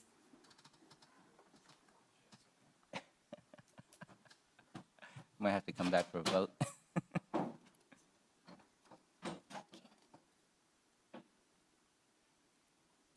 Your Honor, that motion carries with council members Kaji, Matucci, and Chen voting no.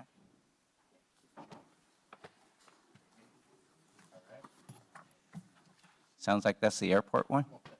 Yes. I guess I'm the low end on that one, but, okay. Thank you, sir. I have the next item. Mayor, can we take a? You on the bio break? Yeah, let's take a 10-minute break. Thank you.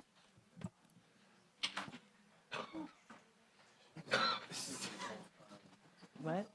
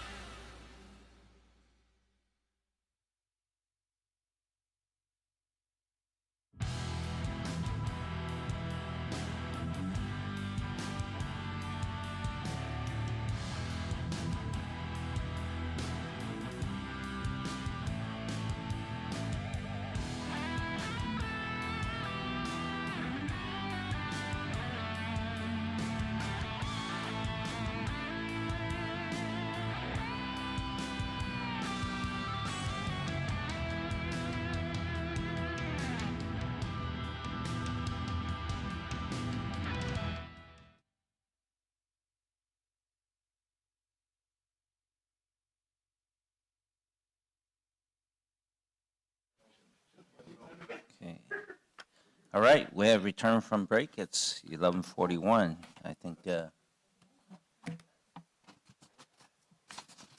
all right, Jen, I heard that there's a request to see if we put the switch order. So the next agenda item, we're gonna skip for now, item 10D, and jump to item 10E from the Community Services Director. Is there a staff presentation? Yes, good evening. Honorable Mayor and members of the City Council, Monica Hart with Community Services. Item 10E is the recommendation of the City Manager and Community Services that your honorable body discuss and provide direction on the funding request from the Torrance Rose Float Association for the 2027 Pasadena Tournament of Roses Parade Float. If council direction is to approve the funding request, $60,000 would need to be appropriated from the general funds fund balance to the fiscal year 2025-26 operating budget. The Torrance Rose Float Association has been fundraising diligently with robust marketing support from Communications, Community Services, and Discover Torrance. The fundraising efforts have been fruitful, and the Torrance Rose Float Association has the funds to pay for the 2026 Torrance Rose Float. However, with the increased cost of the 2026 float, they have depleted their reserves and will not have the entry fees and other costs associated with the 2027 Rose Float that they need to begin paying in January of 2026. Therefore, they are making this request for the initial funds necessary for the 2027 Torrance Rose Float. The Torrance Rose Float Association President, Roseanne Villalobos, is also present for questions. Okay. At this point, I'm gonna go to the public. Any members of the public signed up? No one signed up prior to the start of the meeting. All right. Anyone from the public who wishes to speak on this item, please step up to the microphone.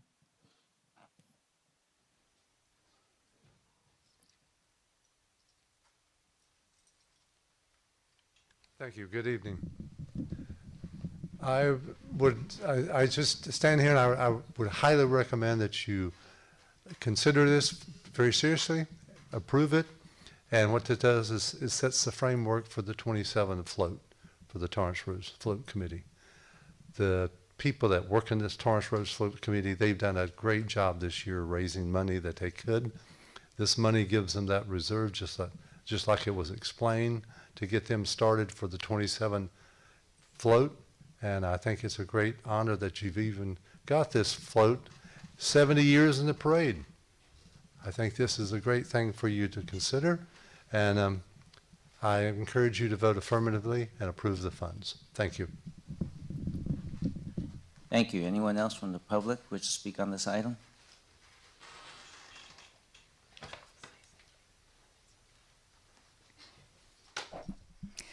Lynn Robinson. The association has worked very hard this year doing marketing. They've had more corporate donations than they have in the past. They've raised more money through corporate donations this year than they have in the past. And as we all know, getting money in this economy is a real challenge, and it's been a tough thing to do. But there's really been a lot of effort on that. We've tried really hard, and the city is getting an incredible amount of publicity from this for less than the price of commercials during the live broadcast. So I would hope that you'd approve this. Thank you.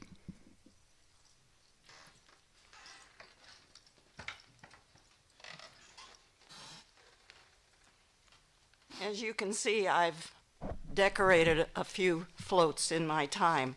My first one was the 1979 float, and the run right next to it is this year's float.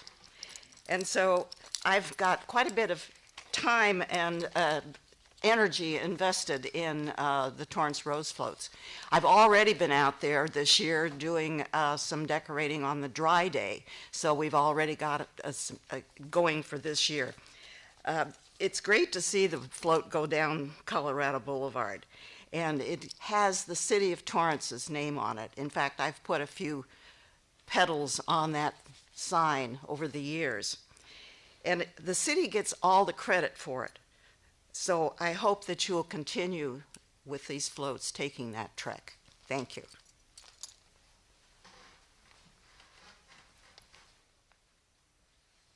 Anyone else? I think today's item is not we're going to keep the Rose float or not, right? It's just for that 60K, right? Okay. All right, then let's come to the City Council. Councilwoman Kalani. Thank you, Mayor. I guess the $60,000 doesn't affect this float, but it would affect the next float. So in a way it is whether we're going to have a float or not for next year. I just want to say that from a marketing perspective, with over 200 countries watching the Rose Parade around the world in multiple languages, 45 million viewers just in the United States, another 28 million viewers internationally, for 75 million touches at only $235,000. That's, I think, 0.003. It's a pretty cost-effective way to advertise why Torrance. Not only why Torrance, but this is a beloved long-term tradition of our city. And I'm completely supportive of this request. Thank you. I thought I saw someone else click. Anyone else? I said I thought I saw someone else clicked in, but it disappeared. I didn't. Did someone click in and unclick themselves? That was me. She took what I was going to say. I had actually had the stats for the Rose Parade last year. If Okay. any were interested. Okay, I didn't know because I didn't unclick anyone. It just disappeared. All right. Anyone else who has a comment on this? Councilman Kaji. So a question for Monica. So the request for 60,000 is to increase the overall budget from contribution from the city to the float?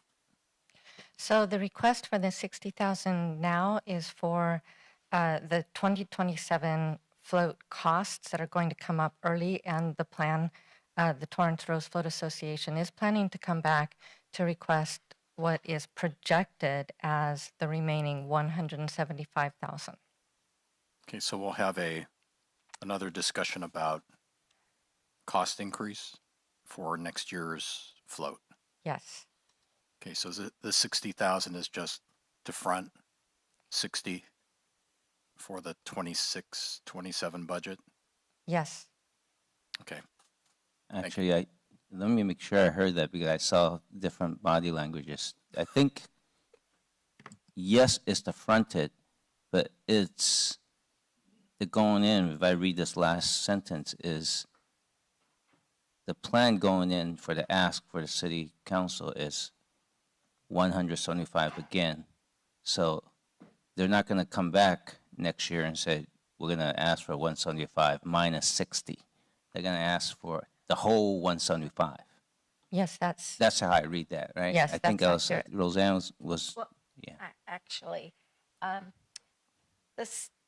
right now, we currently have enough to pay for the 2026 float, and that will empty our bank account. We will have nothing left. And in January is when we have to come up with the entry fee. The entry fee this year was $7,500. Next year, it's gone up every year. It may go up to $8,000 or $9,000. We just don't know. We're grandfathered in, so we have a really low rate. If you're a commercial float, you're up to, I don't even know the amount. It's expensive. So we're asking for the $60,000 right now so that we have money to enter the parade entry fee in January before y'all talk again about the budget for the 2027 float. This will also include, we have insurances we have to pay. We have other non-visible things that we pay. It's all in our, I think we gave you, Monica gave you a list of our spreadsheet. So we have a lot of costs that don't involve just the float. this year you did give us the 175. The float actually costs 235. I don't, for the 2026. I don't know the cost of the 2027 float, but it'll be around that 235 range. So we can discuss next year what the amount is that we'll be asking for. Does that answer your question? I think I understand. I just want to make sure it was just the way Councilman Kajo was asked. I think Monica answered one way, and you're sitting there going, okay, no. Just a kind of a follow-up to finance. So that, looking at the request for the 60, so it'd fall within the current fiscal year? Mayor, Council, and Daily Finance Director, yes, the $60,000 that's being requested right now would be expensed in the current fiscal year, so it'd hit the fiscal year 26 budget. Basically, by doing this, and if we wanted to see a 2028 float in FY27, it would be budgeted at 235 theoretically. So we'd be increasing FY26's from 175 to 235. And then to continue the float beyond 27, you'd have to continue that 235 funding if we were to continue at the same subsidy level. So effectively, in FY26, 175 relates to the 26 float, 60K relates to the 27 float. In FY27, 175 relates to the 27 float, 60K front load to the 28 float. And so it's kind of the amount that's being allocated in any given year is kind of split between those two buckets of parade float years, if that makes sense. All right, so since this is non-budgeted for at present, this action would then be to increase by 60,000 to be That's correct. paid in the current fiscal. If the council wanted to support the request, we would ask that the council appropriate an additional $60,000 to the FY26 operating budget. Okay, we also support other projects through the general fund. So I'm trying, and of course, I understand the issue of increasing costs, but I believe that for any of the groups that we currently support, they will also need to justify any increases that should come up. But I preferably, I'd like to see any discussion and any increases be budgeted, rather than come in sort of mid-cycle. But I get the point of the committee, and I've been meeting with the committee frequently enough over the last 6 months, so I get it. So, thank you. Councilman Sheikh. Thank you, Roseanne. Just wanted to understand, you're not asking 60,000 for 2027. You're asking 235,000 for 2027. That would be correct. Yes. We are just asking for a 60,000 in advance, normally because it's not brought up until the budget meeting, and we have to pay for our entry fee in January. And if we use every cent we have, we will have an empty bank account, and we will not be able to pay that entry fee. If we do not enter at that time, we'll lose our spot in the parade. Okay, and this amount can go up because we have no idea how much it's going to cost 27 at this point. Yes, I've talked with Mike Abood a lot, who is the new Fiesta Productions, and he knows, that we're struggling, and he has said that he will do everything in his power to keep the costs down. And that's one thing we do about with the student drawing. We have the students come out with these magnificent designs, but he also tells us what we can do within our budget. So we're not going to build, this massive float that we can't afford either. So we select a float that envisions the idea, the theme within our budget. So it won't grow, too much more than 235 total. And we are still currently doing fundraising now. A lot of our Roseville stuff comes in. We still have letters of request out to other companies, corporations. So hopefully we'll get more of that money in and we'll have money for the, we won't drain ourselves dry and maybe we can work and, for the 2028, then maybe our coffee will be filled again. And I think today we had an MOU for World War II thing. So why can't we, for the staff, can we have similar to help them to get some funding from sponsors for major corporations? Yes, and thank you, Councilmember Monica Hardigan. There has been a lot of work, communications, the community services, both the Recreation Department and Cultural Services Department and Discover Torrance, working with them to get them marketing and sponsorship. And they're also their council liaison has been working with them for that. So, okay, thank you. Thank you. That's my request, that we should promote and get more sponsorships, just to kind of help getting the cost down for the city general fund. Thanks. yeah, we did also include the marketing plan, I think, as an attachment, if that helps. And we're doing a real heavy push with the theater company and cultural services to get people to buy the vials. I mean, by all means, this is one of the best things that we're promoting. There are a lot of statistics that support that we should keep that going. I definitely support that, but if there's any way city can be partnership with you to get more funding or more sponsorships, that we should do that. Thanks. Yeah, so I think this is what I heard. I think originally it was 125, and the ask this time around was 175, and then the next ask is 235. I think that's what you're trying to make sure we all understood, because that's correct. I know your rationale for asking 60K. I assume every year around this time, you already know you're going to have to pay for a deposit for the next. So this is not like a surprise pop-up, right? Yes. Yeah, normally we've been able to, we've had enough in our account to be able to pay for that. We haven't, but because of the raise from this year, we don't, we haven't fundraised enough. I mean, we're not really a fundraising group. We're volunteers to help. And so it's been difficult, but I'd like to thank Councilman Kaji for mentoring us and giving us advice on how to go out and do better fundraising, better marketing. And so we are trying. We're doing our best we can. But yeah, I don't have the final, this year it's the 235 total.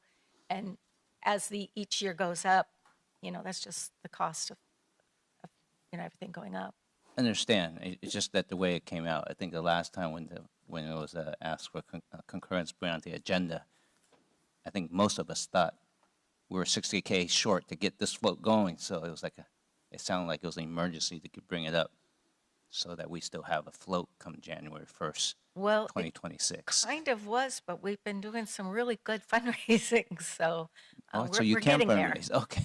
We're getting there, and we can do it, like I said, but that would be it. We would not be able to participate in the next parade. Okay. Well, I encourage you to, continue to fundraise. I think that's one of the things that Councilman Sheikh is suggesting, because originally, in my head, I was thinking you want an advance of the 60K from the 175. So when you come next year, it'll be 175 minus 60. Right? I think, but what you're saying, no. I'm not asking for 175. I'm anticipating we're asking for 235. Yes, that's correct. Okay. They're asking that the city of Torrance can support basically the build of the float. Yeah, so that is the partnership, Councilman Sheikh. Yep, exactly. Yeah. And thank you for your volunteer. I know that you guys put your heart and soul into that, and we cannot thank enough what you do. It's really, really admirable what you guys doing, and thank you so much. Definitely makes a huge effort. Thank you for doing this. Oh, okay. You clicked yourself out. Okay, I was wondering. Okay. Anyone else have any questions or comment? If not, I guess I'm looking for a motion here. Motion to approve item 10E. Second. Start voting, please. Your Honor, that motion carried unanimously. All right. Merry Christmas. That's really a nice gift. Right? Merry Christmas and a Happy New Year combined. I think we're going back to item 10D. I guess that's why it's called Giving Tuesday.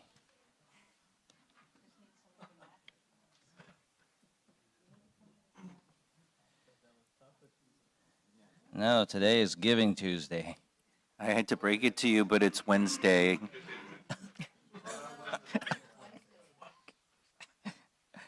You know, we just love this volunteer stuff that we don't mind staying up till midnight. I'm trying to look at, let's see. Yeah, I'm seeing 10D here. Item 10D from the city manager. I think Jen has something to speak to us. Go ahead. Good evening, Honorable Mayor and members of the City Council. Jen Chen, City Manager's Office.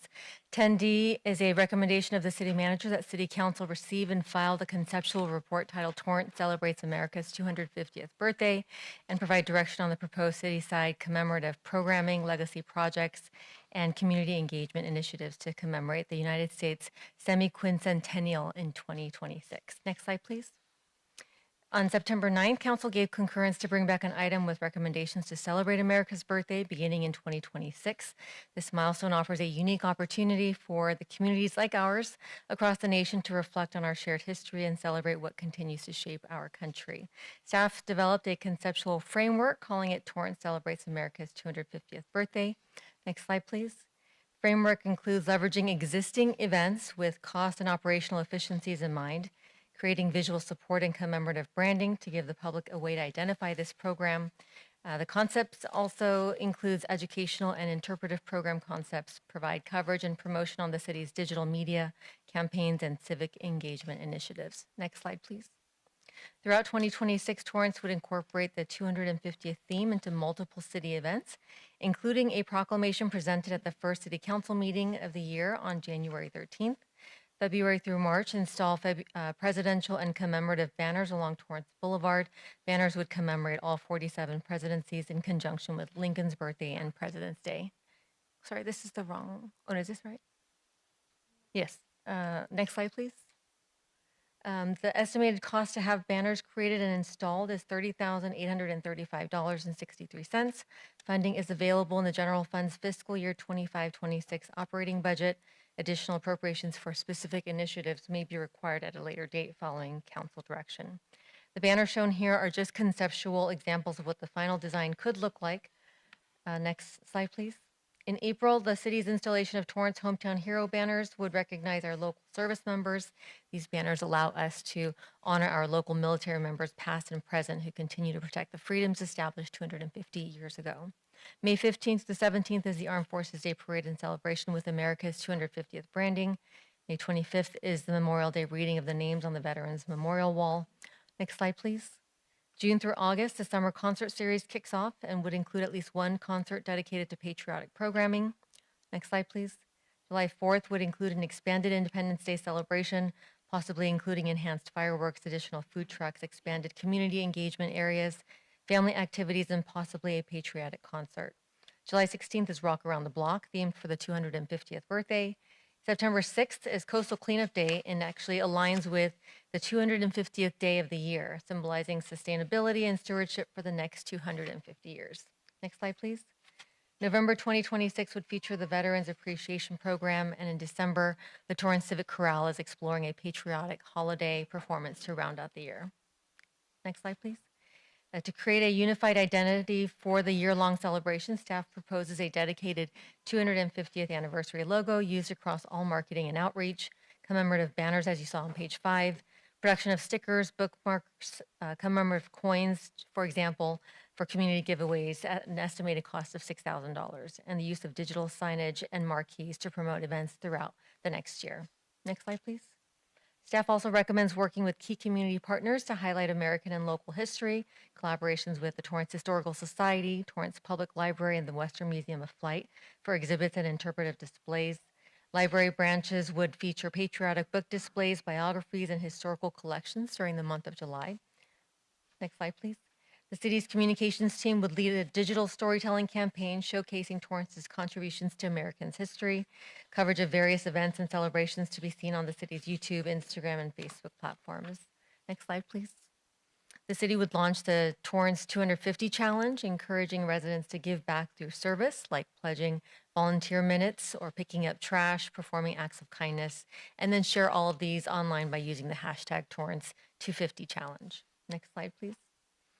It is the recommendation of the city manager that city council receive and file the conceptual report and provide direction on proposed programming, legacy projects, and community engagement initiatives to commemorate the United States semi-quincentennial in 2026. Staff is available. All right, thank you. Let's go to, I see one member in the public. Any comments? Okay. I think he waved off, so I'll come to the council. Any members of the council have questions or comments?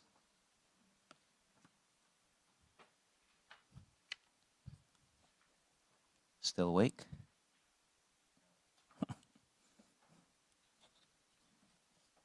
I'll start. Since actually, I like a lot of the options here. I think one question was, what was your vision with,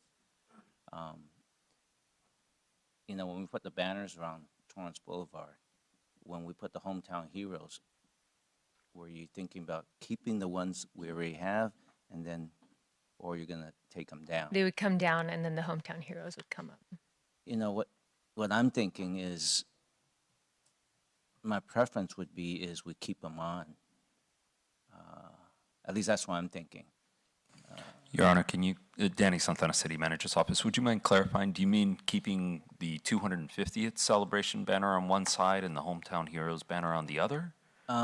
Actually, I wasn't sure yet. I mean, because I don't know if the president's banners, I'm assuming you're putting on both sides of the street? So on one pole, it would have two banners, and one would be the presidential, one would be the 250th. So each pole would have a different president along the way. Both sides of the street? Correct, on double-sided. Yeah. So what I'm thinking about, you're asking a variation, is if it's the one on Torrance Boulevard, keep those there entire year once you go up. And then the hometown heroes come and you place them at other poles. That's sort of what I'm thinking. Then you got continuous.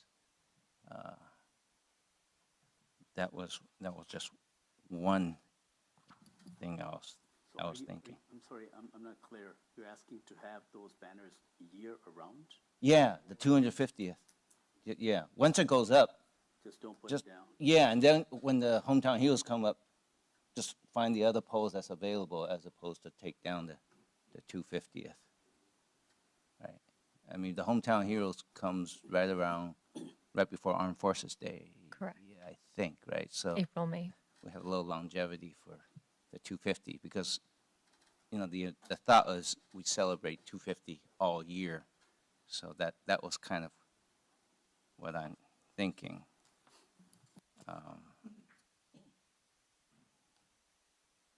I'll pause. That was the banner ones. I just wanted a little clarification on that one.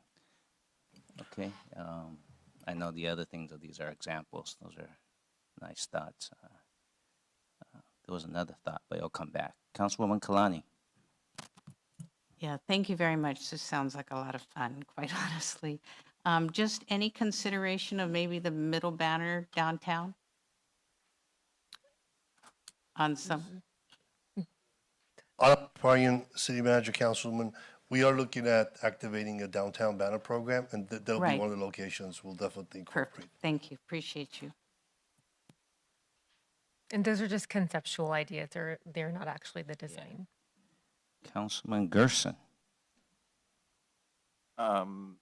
First on your thought, Mayor, if the 250 anniversary banners stay up on Torrance Boulevard, I know there have been thoughts of other arteries getting banners. Is it possible to still have a second row of hometown banners closer to the airport, PCH or Hawthorne or something, where it still gets them up in a second place where it's close to the parade?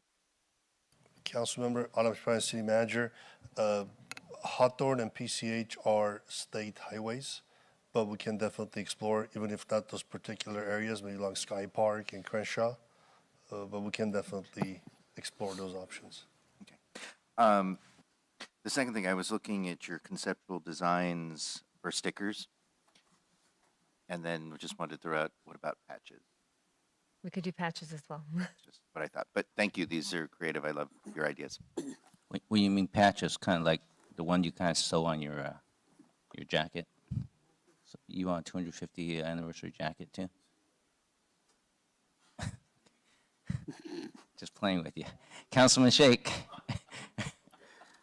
Thank you, Jen. Are we not doing anything in front of the city hall? The banners would be in front of Just- City Hall. Just I haven't designated any program. We could also leverage our lighting during the year with these celebrations with the red, white, and blue to be able to feel the theme. I think I just captured what he was thinking. Can you imagine one of these things if the diameter is like on this big and City Hall. you could We can explore some fixture to the building with some Yes. limitations on size and Yeah, weight. yeah. I We think remember that we I had was the thinking- wreath, Yeah. and then had some. Yeah, it's almost like a challenges. reef. Yeah. Yeah, It's a nice wreath. you read my mind. I'm learning how to understand Shake language. Anyone else? These are just suggestions to think about. You know, sometimes we have all the ideas, but you have to do it. Councilman Kaji. Will we have a digital sign up along the 405 next year? Ooh. I guess if we had one, we could actually. Danny Santana, City Manager's Office, we're working on it. On the District 1 side of the freeway. We could have a cutout, Councilman. Have your face that comes out of that patch. Yeah. Well, I guess if we had a digital sign, then that would be easy to program it in. We could probably even do it on the jumbotron on the Torrance Transit Center every, you know, if they have a rotating thing in all our digital ones. I think it feels like ideas are getting exhausted, not because it's only 12:14 a.m. Anyone have a motion? I mean, I only gave some of my ideas about, you know, keeping the banner here because the spirit of we're celebrating the entire year, that continuity would be kind of nice. And I understand since we made a decision to go to the airport, maybe some banners go there may be nice. Yeah. Okay. Your Honor. You guys, I bought enough time for you to click in. Go ahead. Your Honor, I apologize. Danny Santana, City Manager's Office. A couple considerations. We do have an established pattern for where to put the hometown heroes. So staff would need to check with the team that leads that to make sure that we wouldn't have a significant displacement. So staff could certainly explore that. If the commemorative banners were to remain in place throughout the year, we'd also like to explore how the viability of them, how they weather, because historically we haven't had the hometown hero banners or other banners up for more than 2 months at a time, maybe 3 months at a time. So we'd like to research that, but we love the ideas. Give us some guidance. We can refine it and then be able to finalize the program. Yeah. No, I understand that because I know that we reused the Hometown Heroes banner, but the 250th one is a one-off, right? We only need it for, 11 months, right? I don't know. I forgot when Jinsei comes up. February? Yeah. February. 11 months-ish. Okay. Motion to approve item 10D with the flexibility of allowing staff to coordinate the banners. I second. Start voting, please. Your Honor, that motion carried unanimously. Thank you for getting that item in before the new year. At least we're ahead of the game. We have a game plan rather than play catch up. I think that takes care of everything on the agenda. And let's see, oral communications number 2. Let's start with Councilman Gerson. Good morning. Oh, my bad. Okay. Oral communications number 2. You only get 1 minute, so go ahead, sir. Good morning, Mayor and Council. I really appreciate that the item to futz with commissions was pushed to a later date. I was at rehearsal for the Torrance Theater Company production tonight. I would have been very sad if that had gone through. I understand it's being continued to the 16th. On the 16th, I highly, highly encourage you guys to continue it to the dustbin of Torrance history. We are the commissioners are very happy with their specific role. You guys are the generalists. Commissioners enjoy having something specific to talk about. Please keep it as it is. We really appreciate it. Thank you. All right, thank you. Now we go to the council orals. Councilman Gerson. Good morning. Okay. I assume that that's it. Councilman Kaji. No further comment. Okay. Councilwoman Kalani. I just want to say that little Charlie Rose is here and doing well. She's so cute, just cute beyond cuteness. And tomorrow evening is the holiday scroll in downtown Torrance. So please come and have dinner and shop locally and enjoy. And there's rumors that Santa's being delivered in a really cool, classic convertible. So if you're there around 4:30, you'll see Santa arrive. Thanks. Good night. Thank you. Councilwoman Lewis. I hope everyone had an amazing Thanksgiving holiday. And many of you know that I am a Gigi.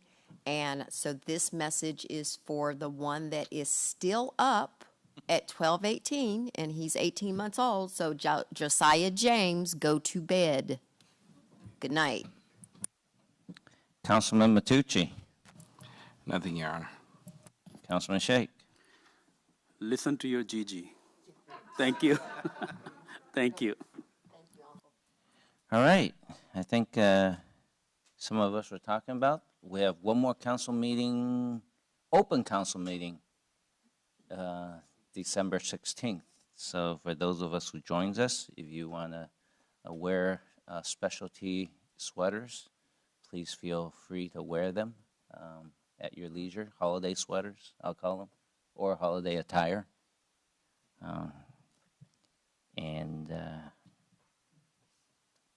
As we just want to thank everyone for your participation today. I know that we covered a lot of grounds, and I'll take a motion to conclude tonight's meeting. I move that we adjourn tonight's City Council meeting to Tuesday, December 9th, 2025 at 5 p.m. for closed session in the Leroy J. Jackson Council Chamber. Second. Start voting, please.